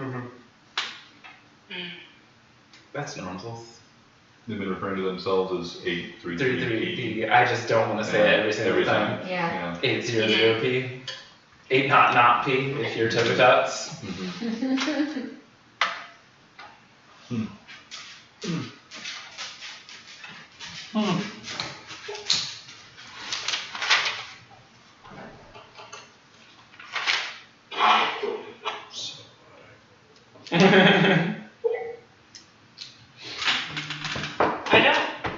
I don't think you should take any offense. I think the only concern is like, since you don't know so much, like what you don't know. I mean, there's no cold iron rod here. Oh, you open yourself up? Open myself up. Wow. Gray instantly puts his buggy hand in there. Ow! Tickles.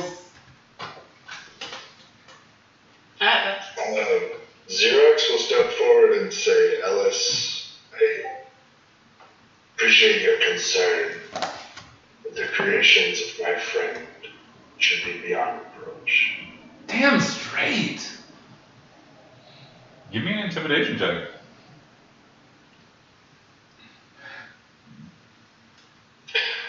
I'm supposed to be good at Hang on. Can I Oh my can I god. assist by I love saying, that. I love that for you. I want to assist by telling Alice that I think Beep Boop is doing the best that he can with what he knows. I wasn't, well, okay, if I'm trying, I wasn't trying to be intimidating, I was more trying to be, just saying it just flatly, not trying to scare Alice into silence, but just like putting my word out there. But are you ever not intimidating, Zero? Well, right now with a 10, yeah. Not particularly.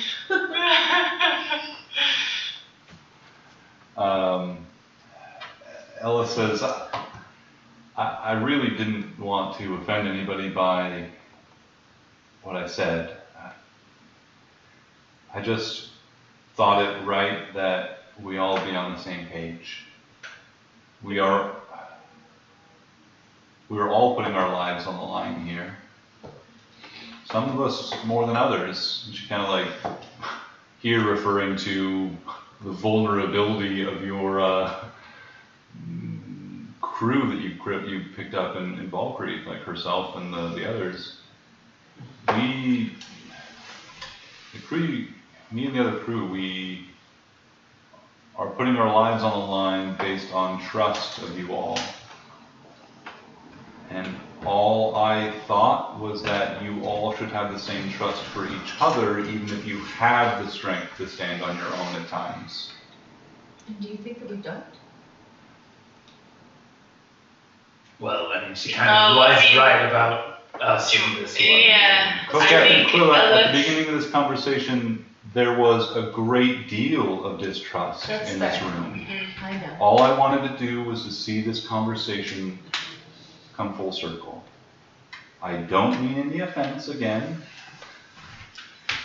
And I have said multiple times that I trust Co-Captain Beefboot. They have done nothing but Almost fight. kill you once. I mean, what? Yeah.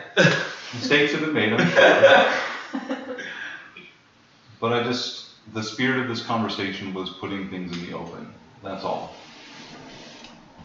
Ellis, And if you want me to I leave so you appreciate guys can continue talking without me, I'm happy to. I don't feel very comfortable in this Yes. room right now. Yes. All right, I'll step away. Ellis, That's not necessary. no. Ellis, please don't. I appreciate Gray it. feels uncomfortable. I kind of want Can him you to guys feel not hear comfortable. me at all? I hear you. Okay, you're still talking. No, Yeah. we can absolutely hear you. It's just the tenseness of the conversation. It's hard to tell. Yeah. Yeah. Alice, I appreciated this conversation. I think you handled it very well.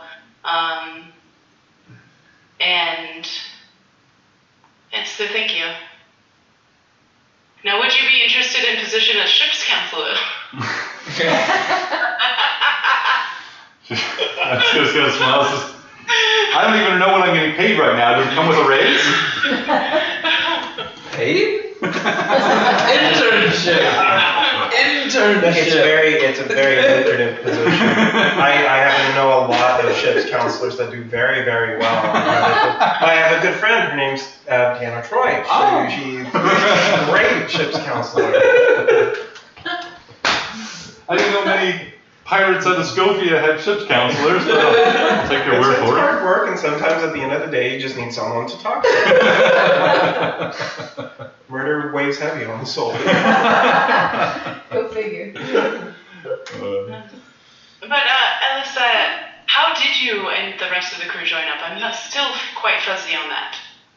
What happened? The big help gang came back to Volcreath and we celebrated. We threw a huge party. Me and the others were drunk, and we got hired that night, and we sobered up on the ship on the way out in the morning to the Bellstone mines. And we haven't agreed on, like, terms or payments or anything like that? They already signed the paperwork. Party. I'm sure it's written down somewhere. She says, spirits were high, and I think a lot of trust was in the air. We thought that this would be a worthwhile group to join, that we're working for the benefit of our town and all the free cities. You guys seem to be extraordinarily wealthy. We didn't think it to be a great burden to provide that for us. One tremendous risk. But I admit we didn't hammer out those details that night. And things have been moving so fast since then that we haven't really had a chance to talk. That's only been like a week, if that.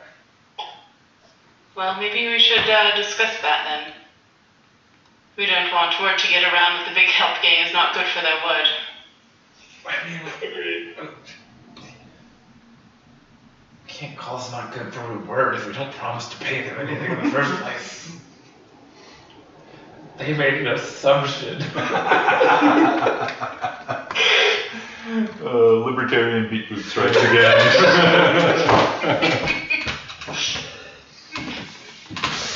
They were adults. They had an agreement, and just because pay was not a part of that agreement doesn't mean we owe them anything. Let the government handle it.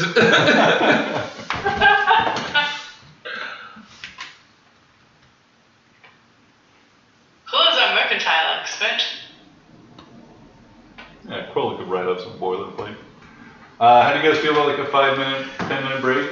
You guys can That be would thinking be also as fantastic. kind of out of character, if there's anything else you guys want to talk about or discuss before we kind of close the day and move on. Okay. So the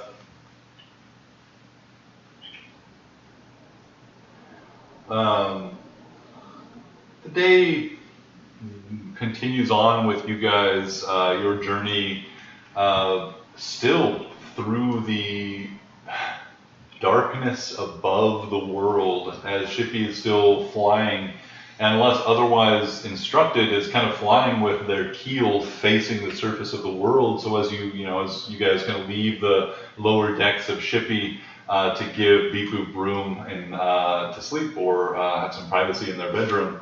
No, you can stay. I put it up so that we wouldn't get spied on. Like I said, Slumber party. you're free to stay here. Might as well. Um, Stretch a hammock on the, in that area.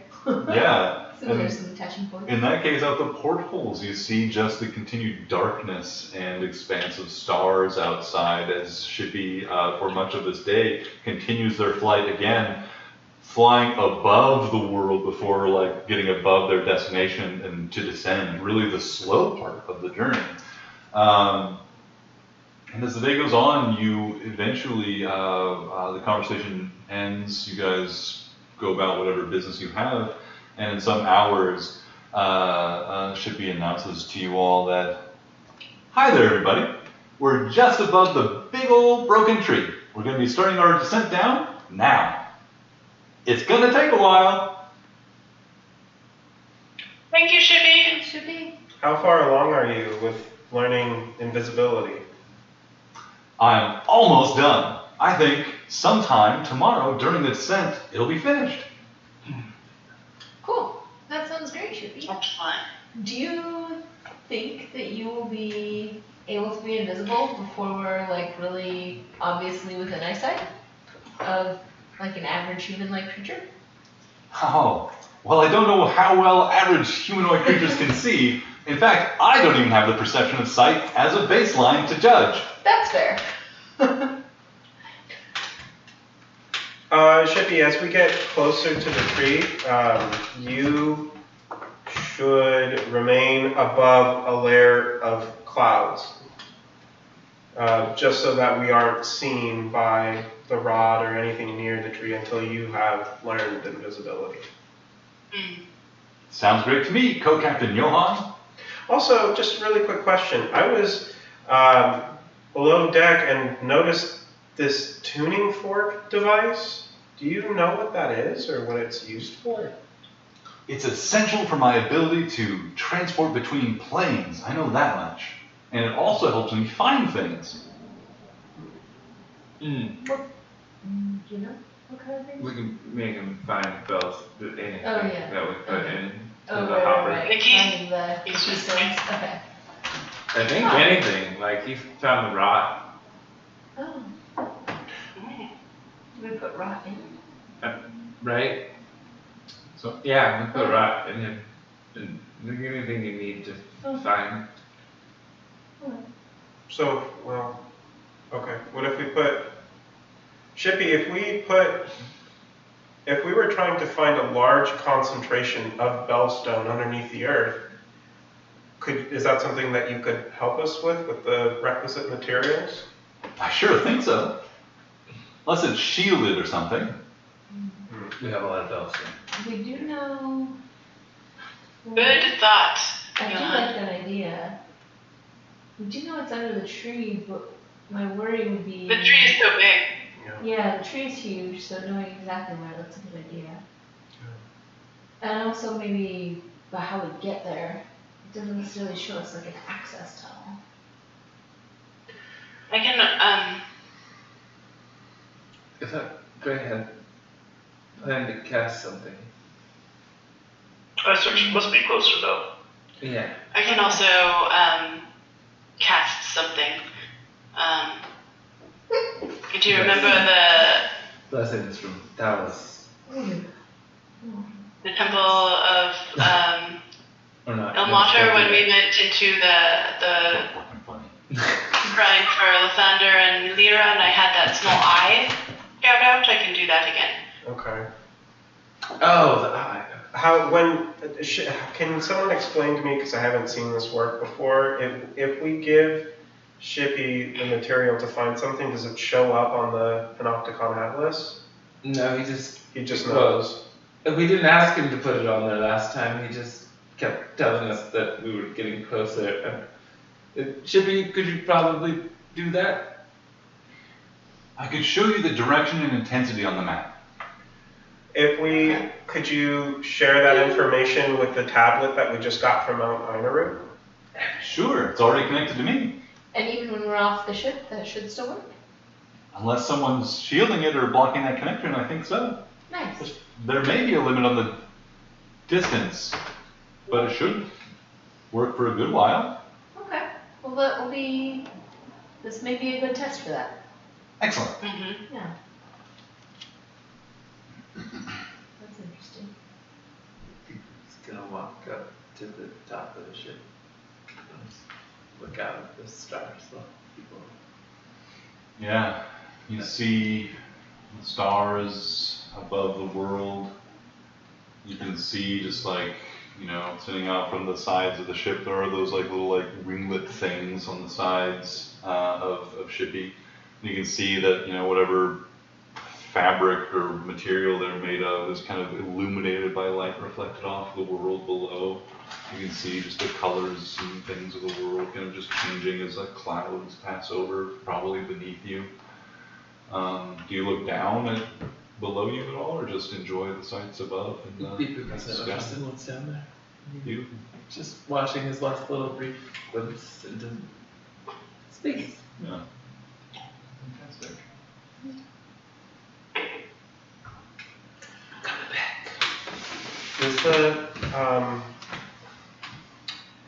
There was a spot, I don't remember if it was a big storm or like a missing spot on the Panopticon Atlas that we couldn't see.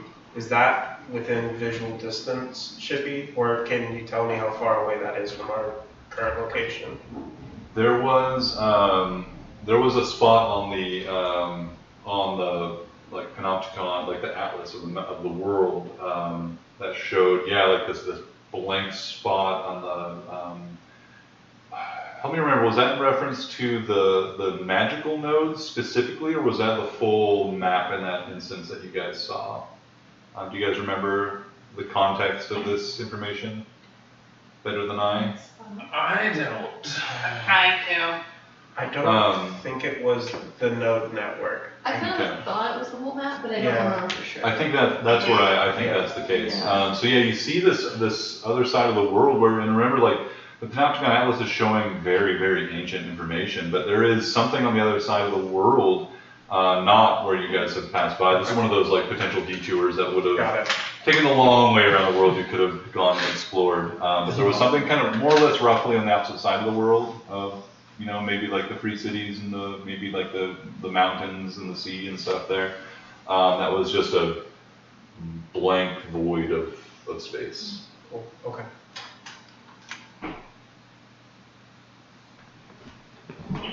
We should look at that. Mm-hmm.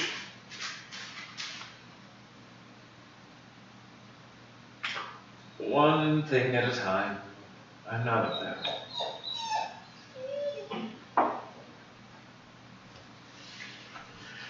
It is on the list, I suppose, or it should be. Yeah, it shouldn't take too long since we can go so quickly. It's true. It should be a nice, quick thing. Outside of the atmosphere. Although, I feel like when we find these quick things, sometimes what we find might be a bigger thing. It's quick to look. Or it could be connected to something else. It could be. It may be helpful for something we're already dealing with. I'm not opposed to exploring that soon if we get the opportunity. I'm not opposed. However, I should feel like we should stick to the task at hand. Yeah, I agree. I wasn't suggesting we do it right at this moment, but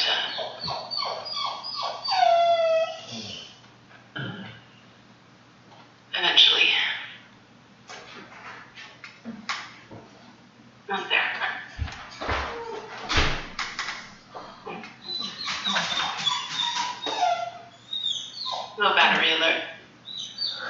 plug it in, plug it in, plug it in. Aldi. Alright. Go be free. Go be free.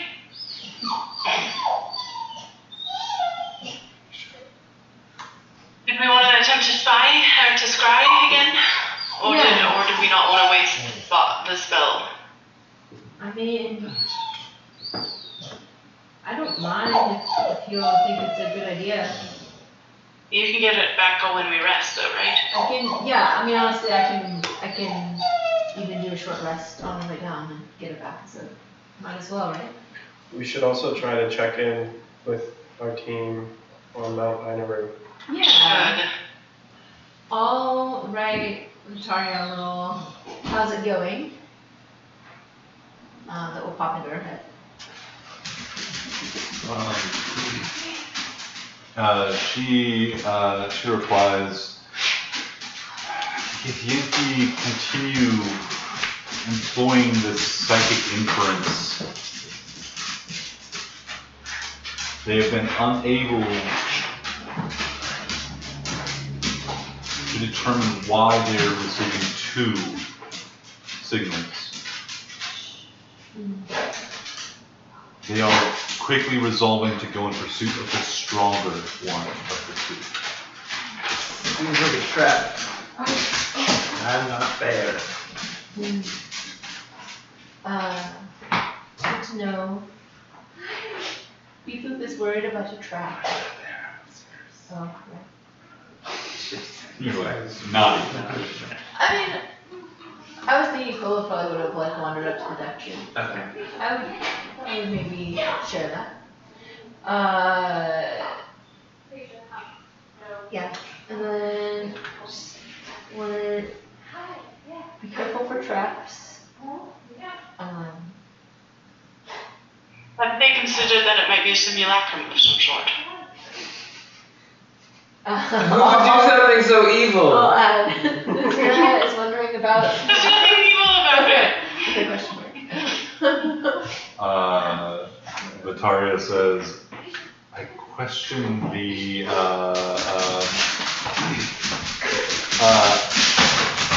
question how wise it is to inform them of our deception, or to put them on the trail of our deception regarding zeros, still maintaining the identity. Very well. This deep mind is a far more powerful presence than any simulacra could be.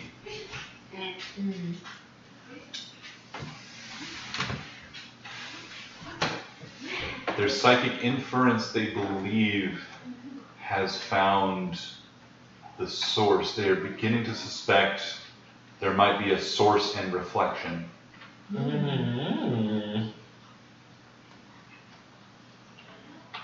I would say trust their judgment. But I worry about traps all the same. And yeah, burning those spells. It's the third sending. She's got No, a it's book. my book. Oh, the book, that's right. She's in the book. Damn it. Level 17, too much power. Fantastic. She replies that they ask also about your availability for an assault. As agreed. Or discussed, rather. I think you guys, there was an option for you We guys. said we would assist if we can. We are assisting by giving them a fucking mountain. No. But yes.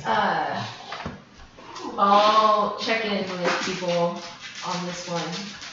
Are we open to pursuing the deep line after the rot if it proves feasible? I don't want to fight it. We all know that she's there. What? Mother. Mother waits. She's waiting in space. How are we feeling? I would certainly be open to it. Mother has fallen. Come on, mother. We open. Do they have any idea about the distance that it is? I can Like, is ask. it Shippy goes real fast in space. Yeah, exactly? I can inquire. Alright. So I can tell them if we can help. How would I suggest that we need to deal with this rot situation first? But if it's in our power to help after, we would like to do what we can. And I'll ask about the distance. Seems adequate. The distance, if they know how far it is. They say that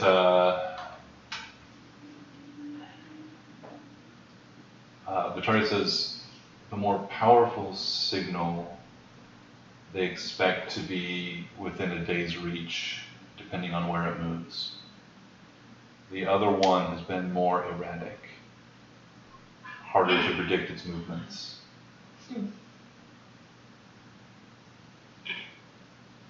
Do the locations align with anything else? Like ley lines? These are beyond the confines of the world. Oh yeah, they're in space. Do they align with anything else that we know of? Victoria says if they have such an insight, they are not sharing it. Okay. Well, I think if our dealings with the rot don't resolve into any more immediate needs, then we would like to be able to help further than we already are. I would try to couch it in a continue to help. Victoria says, I appreciate that. I will encourage them to delay their assault until you are available, and that your continued assistance would benefit them. Don't delay for us. We'll get there if we can. Oh, but like a combined force would be better than a separate force. Forces being taken out that we don't have to go and handle ourselves would be. Assuming they can take it out, what if they can't? Yeah.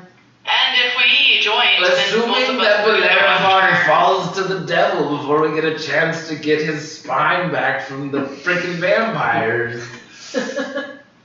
I mean, yes. On this one. This might be a unique opportunity, is what I'm saying. To have an ally. We could potentially have them go after one of the deep mines and we go after the other. How far apart are the two mines? And if it's jumping, The first one is within 1 day of reach. the other. The other one, Vitari said she's, oh sorry, I'm answering for you, Philip, is erratic and they haven't. But Yeah. Pavel is quick in space and this might be an opportunity that we don't have the likes of again. That you are not wrong. Very correct. I think. Greg, what do you think? Great help. All right. And I didn't hear what you said earlier, Jared. I side with Big Boop in that we do not. I'm aching to continue on our original quest. Yeah. It does. Feel we keep forestalling our original obligation. Yeah. It's a very real concern. Yvonne has been in there for months. I'm ill at ease. Maybe like a month It's getting to winter. I But don't I think do those not- gloves are Who's gonna been enough. where? I do not mean Who's I been do where? not mean to downplay the opportunity. But I feel we just may not have the resources to pursue all of these things. I think it depends on how far away the deep mine goes. I think If that, it's like a month out, then obviously we can't go there. But if it's within a day's travel, I think, or 2 days travel, I think that's reasonable. Well, that is assuming we are able to defeat this thing. Mm-hmm. Yeah. I think that it sounds like the deep mind already has some adversaries in pursuit. The rot does not have any. Oh, this would all be predicated on us defeating the rot here. Yeah. Rot first, and then either deep mine or pursuing the one fortress would be our next priority. Assuming that nothing else pops up with this situation with the rot.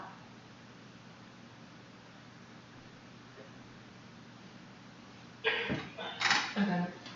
I will continue with what we're telling them, just that we are worried about the threats on this plane as well, with the Imperium and some things going on, but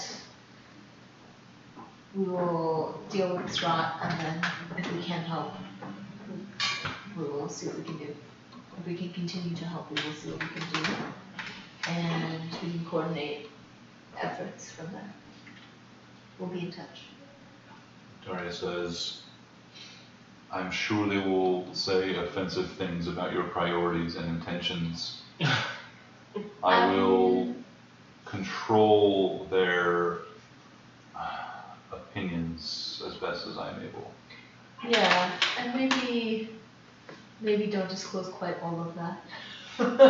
You can temper their expectations that the rot is a big concern, but that if we can, we will help.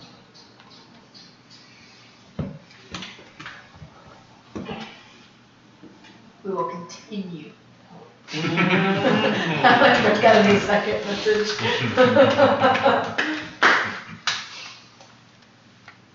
Wonderful.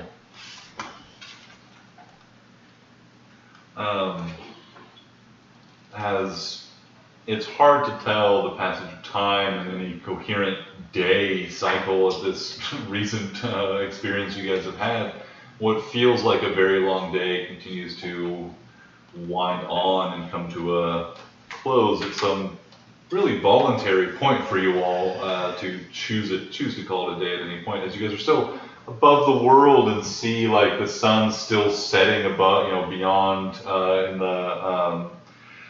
in the west so far that like it's from this height, like so much of the land you're above right now is in darkness, while you guys can still see the sun setting across the world. And as each of you find your way to some form of, whatever you do before you go to rest, yes? I also want to scrum in the tree before I go to rest. This you've already done this day. Oh, I thought this was Okay. Wednesday. Oh. This is the kind of the end of the first day End of that, like, right? travel. Okay. Cool. You guys expect to be continuing to descend as the day, the night continues, and you expect it to be like a full 24 hours or so to descend through the atmosphere and come down to the world below where the rot is. You've also instructed Shippy to stay above a layer of clouds until the upgrade is complete. You know that Shippy has limited ability to sense things beyond a relatively immediate distance from itself, and may benefit from having a pilot during this time to do this correctly. Shippy expresses like, "Hi there. Was it you that asked this, or was it Johan?" The clouds, yeah. Co-Captain Johan asked that I stay above the clouds, but I'm realizing I can't really quite tell where they are all the time. So if anybody wants to give me a hand here while we're flying down, that would be great. Well, I can. I don't actually need to sleep while I'm sleeping, so I can at least keep an eye, unless someone else wants to do it. I think I overheard that Ellis wanted to do it. Fuck. Gray, you wanna fly? We can rotate. Gray needs to sleep desperately. Oh, fuck. Ready to rest. I can take a shift. Taking shifts? I would like to spend this time and summon my arcane eye. Oh wait, it's still yesterday. Never mind. Did you say it's still yesterday? Wait, no, never mind. I did have it memorized. Okay, sorry. I thought I didn't, and then I checked my spell list, and I did, and then I thought it was tomorrow, and then I remembered it was yesterday, and I went back to thinking I didn't. What a wild ride that was. True roller coaster. Alright. Arcane Eye, while we're floating above the clouds, to fly down and scout. Interesting. Okay. Yes. How Let's see, how long does it last? Never mind, maybe it only lasts for an hour and only moves 30 feet per second, so. last 30. yeah, it's 30 feet Yeah. as an Okay, action. never mind. And it would be an I thought it active was process. indefinite, so I was like, I could do this all night. Yeah. Maybe something to hold on to when you get a little bit closer. Yeah. Yeah, that is the plan. Yeah. Yeah. She's on watch first. I'll take Flight first. watch. I'll take watch. Okay. Take second watch. I'll take the third watch. Gray will take last watch. No, Gray goes to sleep. Gray No just watch rests. for Gray. No watch for Gray. That's fair. Gray just rests. I'll let Gray watch. Wake up. I'm also going to read more stories to Ellipsy as well tonight.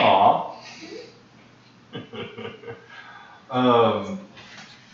Johan, so you're getting ready for bed, kind of taking in all that's happened today and all the stories that have been shared. Get a message, a little communication from a familiar voice. There's a lot of people Megan Rothstein. You hear in your mind Megan's voice give you an update. Another one since the most recent communication. They say, Blackthorn in Ketten, lost to us. Raising hell lies. Re-education and new songs. Apathetic apocalypse now touring the free cities.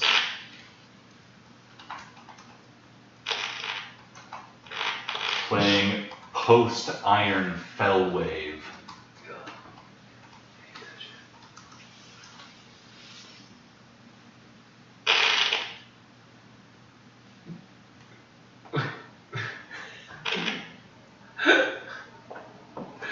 Are they using a Tesla coil to send a message? Could you send that to me? Yeah. Was it Blackthorn Lost? Blackthorn and Ketten lost to us. Raising hell, comma, lies. Re-education and new songs. And then they're like, kind of like this, a little bit of like, just a little bit of this tone they put on when they're like, kind of like doing a little bit of like advertising or like drumming up business for your band. They say in a way that like communicates to you, Apathetic Apocalypse, a band, now touring the Free Cities, and their genre is this new genre, post-Iron Fellwave.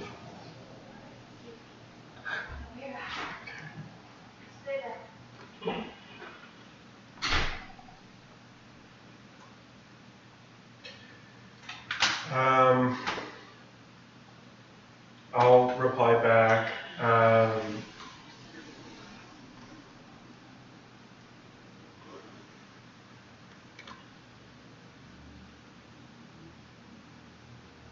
Peacemaker re-education. I like peacemakers.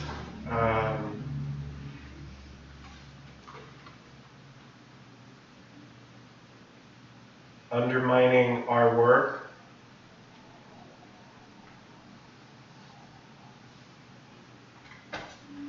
How imminent is this threat?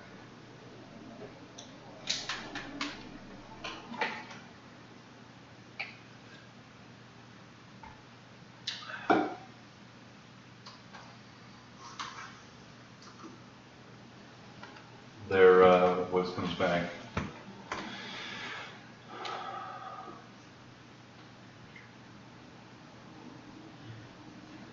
It says, our worst fears realized. All the form and function twisted against us. Building towards a nightmare scenario.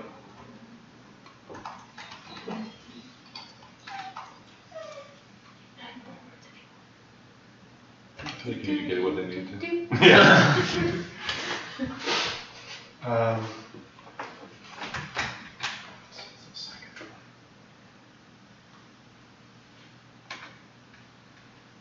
We're at the, where is the stump? Is it the bone wastes? Mm-hmm. We're about a day away. Yeah. Use other words.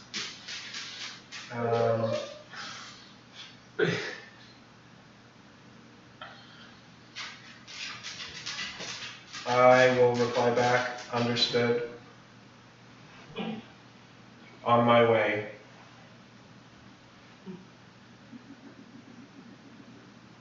We'll meet you in a day. Location, please.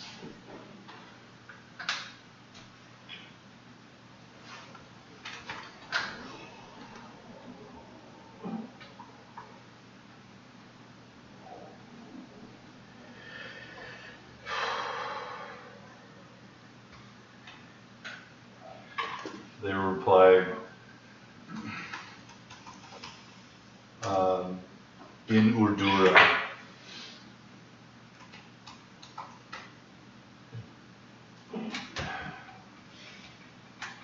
It may be the spark that lights the fire again. This time burning the Free Cities.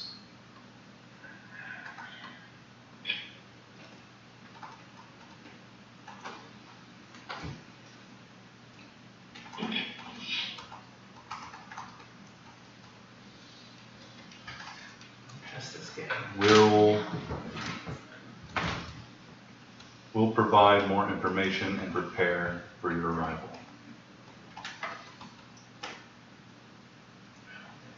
Too bad we decided to do deep dive next. Bummer.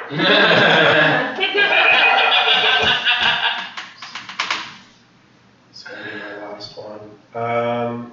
Last slot for the day. You guys are applying to person. Yeah.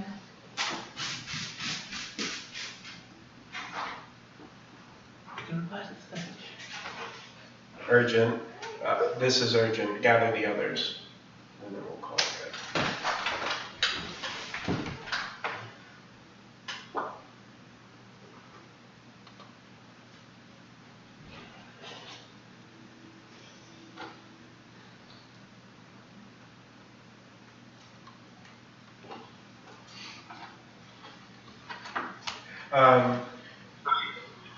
I'm really upset. So as the team is trying to figure out the watch, I'm removing myself and need to rest. Just knowing what's on the horizon and need to gather my strength.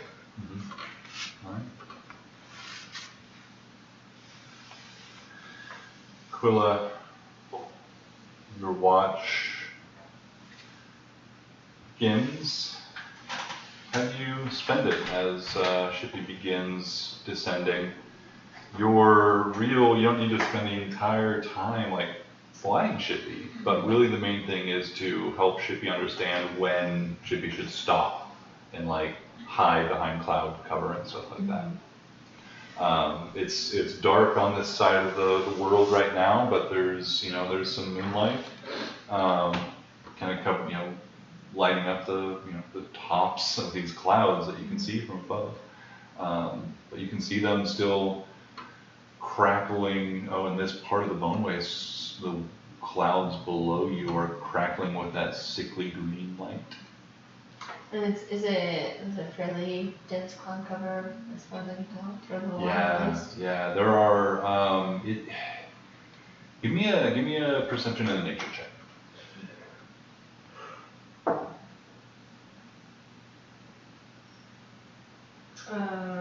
Perception is not that good. 8. Well, nature check is good. 17.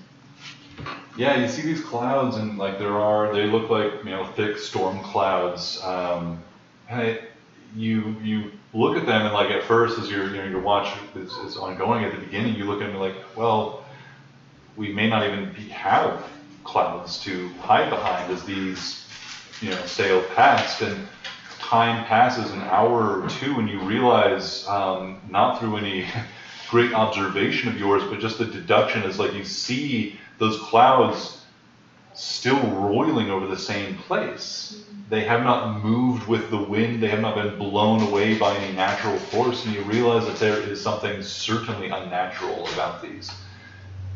But the good thing at this point is that it seems like you will continue to have cover. Okay.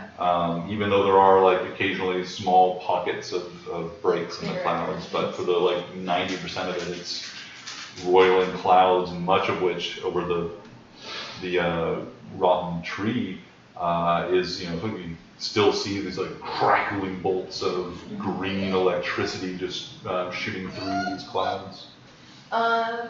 Out of curiosity, I'm just gonna be like chatting with Shippy probably along with this time and like observing it.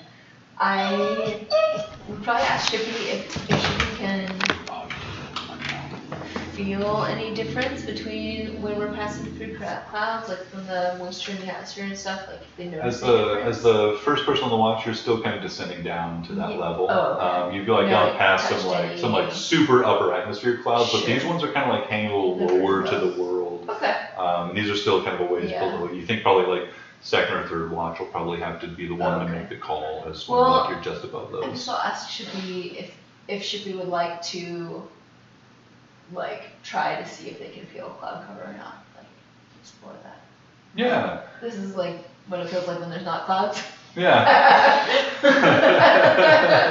Like Shippy says that I can sometimes feel the difference between clouds and not clouds. It's a little bit cooler. But these ones, from what I've heard you guys say, look a little scary, and I'm a little worried about them. okay. I bet I'll probably be able to feel them just by what you guys have said about them. And it sounds like you're thinking they might not even be natural. Do you think they're dangerous, Shippy? Oh, lots of things can be dangerous. But I mean, to you, like, are they like if you get by lightning in a cloud, is it gonna hurt you? I bet it will. No. Well, that's good to be aware of. I've never been struck by lightning before, but it sounds awful. It does sound awful. You've never been struck before. Not that I can remember. Okay. Let's try to avoid that happening. That might mean we need to be careful how we move and not just always go straight down. I'll let you know if I see something I'm more concerned about. I'm gonna watch for like where the clouds look the scariest. Sounds great to me. I'd like to, that sounds really great to me because I know that if lightning strikes me, you guys might die too, and you don't want that to happen. Yeah, it sounds bad. I think that'd be a problem.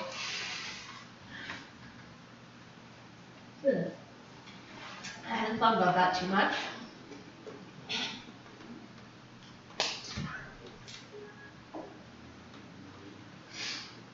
Shippy begins, like, as Shippy descends, begins, like, angling towards, like, banks of Yeah. clouds and stuff to, like, fly through them and whatnot, and, oh, we're having a fun time.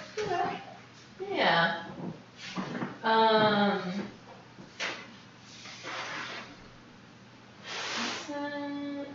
yeah. My friends are trying to sleep. I know Nazira doesn't need as much rest, so I will write her a little note that Shippy is worried about the clouds and possibly getting struck by lightning. These clouds don't look natural. Okay. Thoughts? Thoughts? How long are our watches? Like 2 hours or 3 hours or? I have 3 people on the watch, so for me that's like a 2.5 hour duration. If we want a 4th person on watch, it'd be a nice easy 2 hours. Right now I have Aquila, Xerox, and Nazira. Okay, I'll come out to look at the clouds. What's going on, Club? I'm just a little concerned about our clouds. Shippy did mention the risk of being struck by lightning. I wasn't even thinking about that. I guess I kind of assumed it wouldn't affect us in the air, but obviously that might not be accurate. And these clouds aren't moving. They're not moving with the wind. They're definitely unnatural. I mean, the green color of them is strange. Maybe it has something to do with the rock. Oh yeah, oh there's a green color. I see it now. How wide is this cloud bank, Mark? Please tell. Yeah, as you look down on the world, there is a vast sort of like, again, like it kind of defies normal expectation and description of storm clouds, but there is kind of like this blanket of storm clouds that kind of seems to be primarily just like overlaying the worst of the rot. Why don't you give me a perception and a nature check?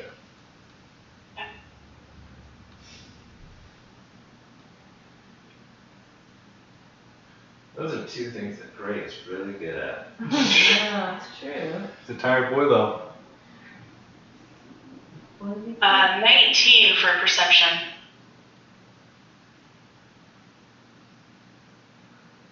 And Did you get that? and a nature check? Oh, and a nature check. Okay. Sorry, I thought you said or, so I was like, all right. Let's see here. Nature. 18 for nature. These are definitely not natural clouds. The coverage, as you see it, is not following any like flow or pattern of wind, it seems like, in the air. But as you're staring at it, it looks like it's almost blowing in from, like, it's weird because it, like, again, it's not, the whole cloud blanket is not like flowing in a natural way. But at the same time, it's stronger on the northern borders of where it is. Like it's covering over the whole, like, certainly over the whole like swamp rot and much of the region around it. But it looks, from, at least judging from its like where it is strongest versus weakest, it seems to be like emanating from the north, not coming from the rot itself. If it were coming from the rot, it would be, you would guess it would be strongest where the rot was strongest, directly over the tree, but this is not. Right. I think we should try to See skirt it. that? I think so. I want to know why it's coming so strongly from the north. That's strange. Unfortunately, there's not a lot we can do right now, too. No. Why don't we try to, I'm assuming we're kind of coming down in the middle of it, more or less. Why don't we try to skirt sort of to like east or west? To the south? I was thinking maybe just to the side to just sort of, you know, maintain some perspective. Okay. Is it much, like, does it look like it's losing strength in the south? Like, what, is it like losing strength all over, or like, There's, what is its yeah. pattern of? With your rolls, I would say that there's something like, you know, when you're in a plane and you can see like clouds moving past a mountain and they're like kind of like broken by it and stuff. They have to like move around, and it's kind of like that. There's something like the heart of the rot swamp that seems to be that this is kind of like working against. And so like it kind of like hits that and kind of like moves around it to some extent, not like completely blocking it, but it's like you can tell that it's like struggling. This cloud is stronger away from the heart of the rot and is coming from the north. So it kind of like comes in and if I'm the north, it's like coming in, like kind of breaks around the heart of the rot and like kind of like would curl in and try and get farther into the south. But like really whatever is the source of its difficulty is at the heart, like is at the tree of the rot. Breaking around the tree, almost like the current of a river breaks around the rock. Right. But again, it seems so unnatural at the same time, but like that's the best analogy you can come up with, I think. Yeah. And it doesn't have like an obvious source in the north, it's just like somehow from the north. Something building from the north, pushing its way south, being kind of blocked or weakened by the rotten tree. I imagine it's probably spores of some sort. We encountered something similar with when we went to the Gloomwood, but we should take caution. I think it would be best to go go through where it is weakest. Maybe come from Lumos. In the center. Go through the center, where the weakness is? Yes, I think the tree is holding it back. Okay. I wish we had some other way to protect the ship. I know. No, I wish we had taught the ship to be protected. I don't know. I guess, yeah, going where it's weakest. I'm worried that makes us vulnerable to the rot. It's also probably directly above where we want to be, though. Yeah, that's true. And the rot, the rot in the cloud is the weakest over the tree. We might assume that it is similar on the ground. But is it rot in the cloud? Is that what this is? Fairly certain. I mean, I can't be 100% certain, but Mark, does it have the same smell? I don't know that you can smell it from here. I lean over here with my keen senses. I send out Hooksworthy to get a nice whiff. All right. Let's have Hooksworthy give me a perception check. Yeah. How far away are we? It's just Within cloud Hooksworthy sniffing out. distance. It's a different source of perception from a different creature, which is why I'm giving this roll, not just for the smelling the cloud gambit, which I'm not putting a huge amount of stock into. Oh, come on. All right, But we'll see what Hooksworthy can glean. You know those elves and their keen noses. They're known for their keen Absolutely. noses. It's like one of their most prominent features. Let's see. Oh, wait, that's Hooksworthy got a 20. a 20.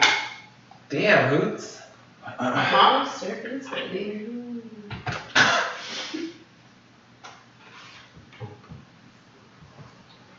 Alright, just want to see like with his Trying like to give more good context to animalistic. deliver this information through your owl to you. And I imagine that you're kind of like using Yeah, your owl. shared perception as well with that.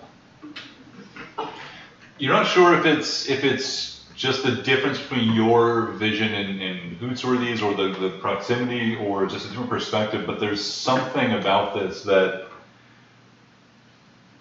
Give me an Arcana check, please. There's something about Quilla's question about whether these clouds are wrought or not that's hanging in your mind. 24.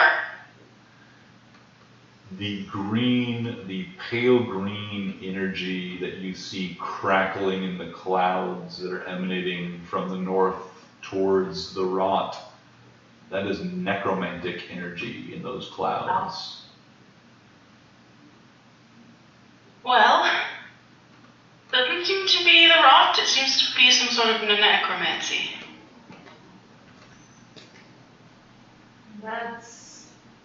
I don't know to what end. Yeah, I don't know if that's disconcerting or good that it's not the rot. I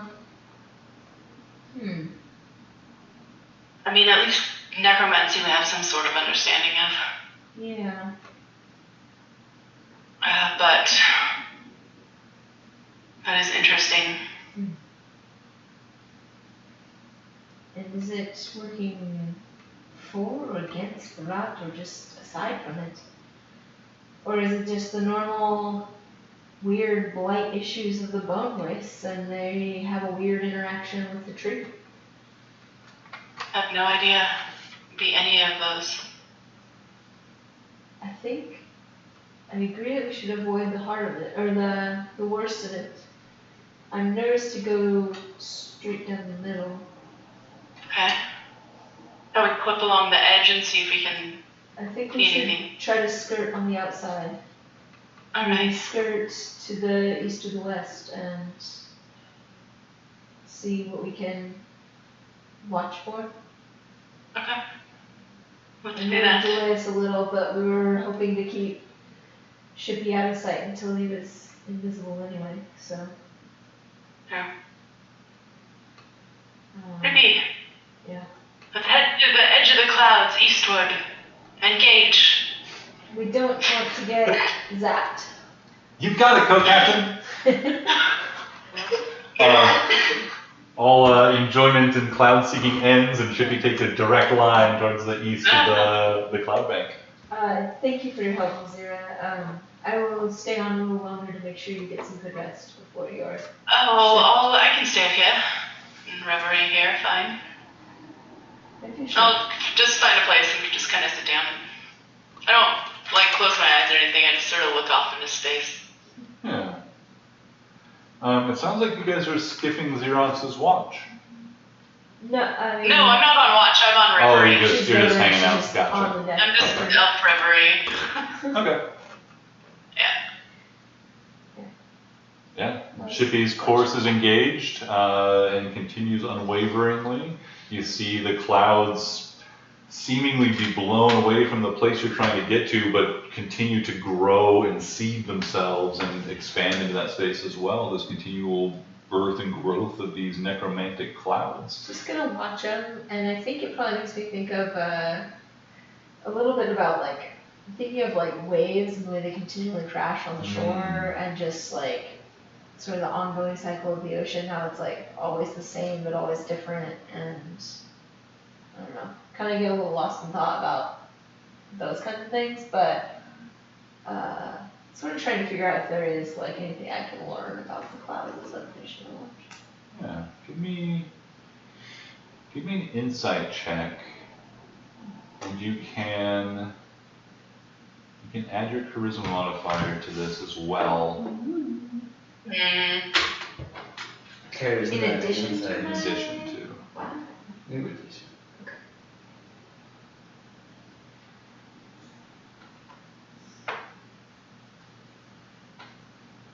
34. So you watch the clouds and you have this insight, this like feeling of just like this you have this connection to the tides and the flow of some amount of nature and such, is from your connection to your heritage, some god, some archfey, all these things. And as your mind like kind of feels that wash in and out of tides, you find your attention being pulled away from the clouds below you. See your eyes pulled up towards the horizon and then up into the sky above, and feel like tides pulling you away from the ship and then back to the shore or back to the surface of the world below. You feel like in this, like you were awash in this connection between these things, until you realize that you are staring at a rusty red dot in the sky. Nope. You feel that tide coming in with weight and gravity and pressure, and it grows and grows in your mind until this is dispelled for a moment at least by Xerox. Steps on the deck, ready to take their watch. And as your attention is broken, you're brought back to awareness, your eyes blinking them now, pained from the staring. You can see just this pale red or this rusty red light in the sky. You know what it is. You feel like it's coming this way. Why would it do that though? Do I feel like it's responsible for the clouds? This is something else. This is your own connection to the tides, to the moons, pulled your mind out of this. This similarity just pulled your attention away. Something important. Oh gosh. Why is there so much happening all the time? No, so much going on. I'm kind of startled when Xerox comes up. I don't know. Do I see these clouds? Yeah, below you as the shippy continues kind of descending, you can sort of look over the deck and see the clouds below rushing their way towards you as you guys descend rapidly. And you see the I'll just remark how nasty they look. Quilla jumps when you say it, and then I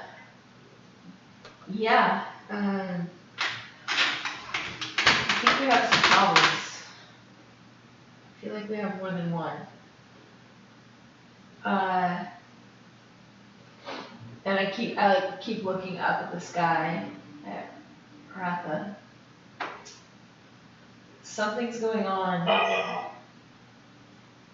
and these clouds aren't from the rot, and the rot's still happening. I don't know if this is what we need to do right now, but we're here, so we should, right? I have a really bad feeling about, and I just kind of like gesture up.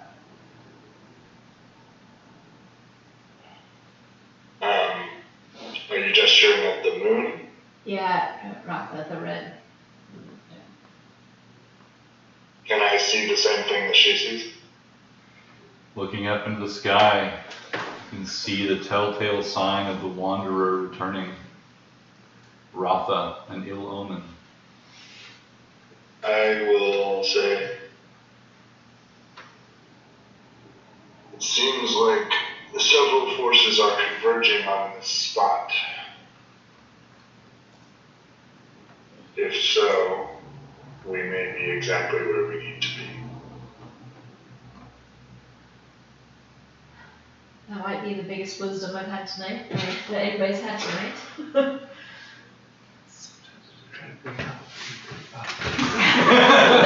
Say it to the whole class. Yeah. The most today. That's what you try to make help, you big fuck. I mean, nothing wiser has ever been said. I mean, that is probably Engraved on the prow of shipping now. The slogan, the heroic slogan of the Big Help King.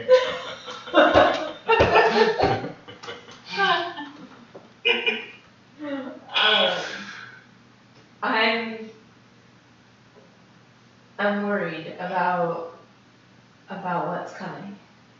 I feel like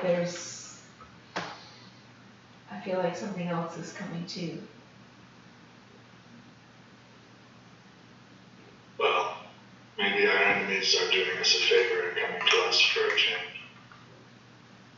Yeah, maybe. We're going, because of these, we've been trying to skirt around to the west here, just off to the side of the worst of the storm. I don't. Seems like a logical course. I'll maintain the same, and you should get some rest.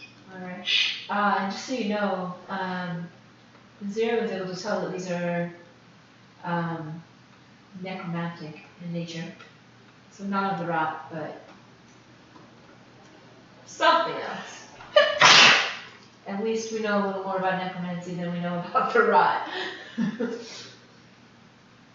Well, to cause that great a necromantic disturbance, it has to be something extremely powerful. It is a little disturbing, to be sure. Take a walk. And Nazir is doing her everything down there. And I just like gesture to the end of the deck where she is. When you're done with yours. Agreed. Alright, I will wake her. good luck. Go downstairs. You jump in the hammock.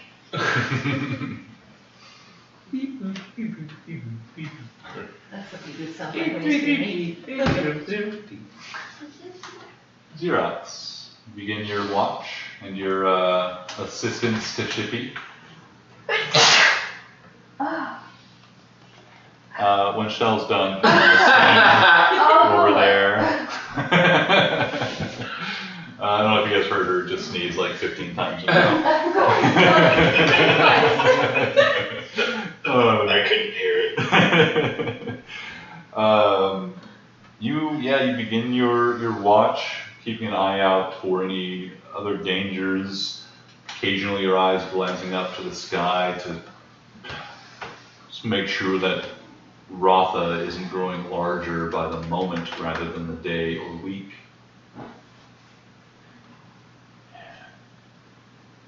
The first hour of your watch goes by without incident, and as you're beginning to just really set into the tired boredom of keeping a watch at night, you feel a familiar pressure against your mind, still protected as it is by Boop.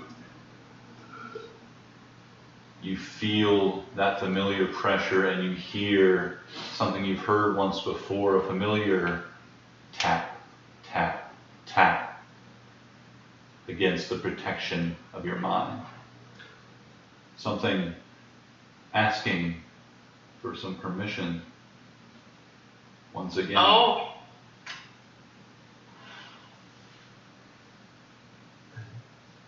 And I think we'll end the session. Stop it!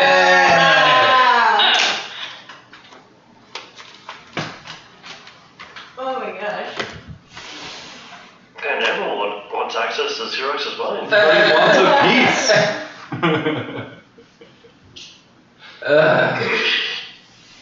They all just want my hammer.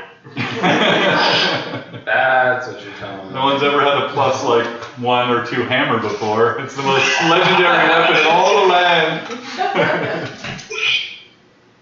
my gosh. It's purely the aesthetics. It's damn good looking. Man, you can Are the clouds coming Well, from you Lumos? know. Are they? Oh, no. Are they doing it? I wasn't there, so I didn't feel like it. The city can't make clouds. It can if there's a vampire lord living there. Just saying.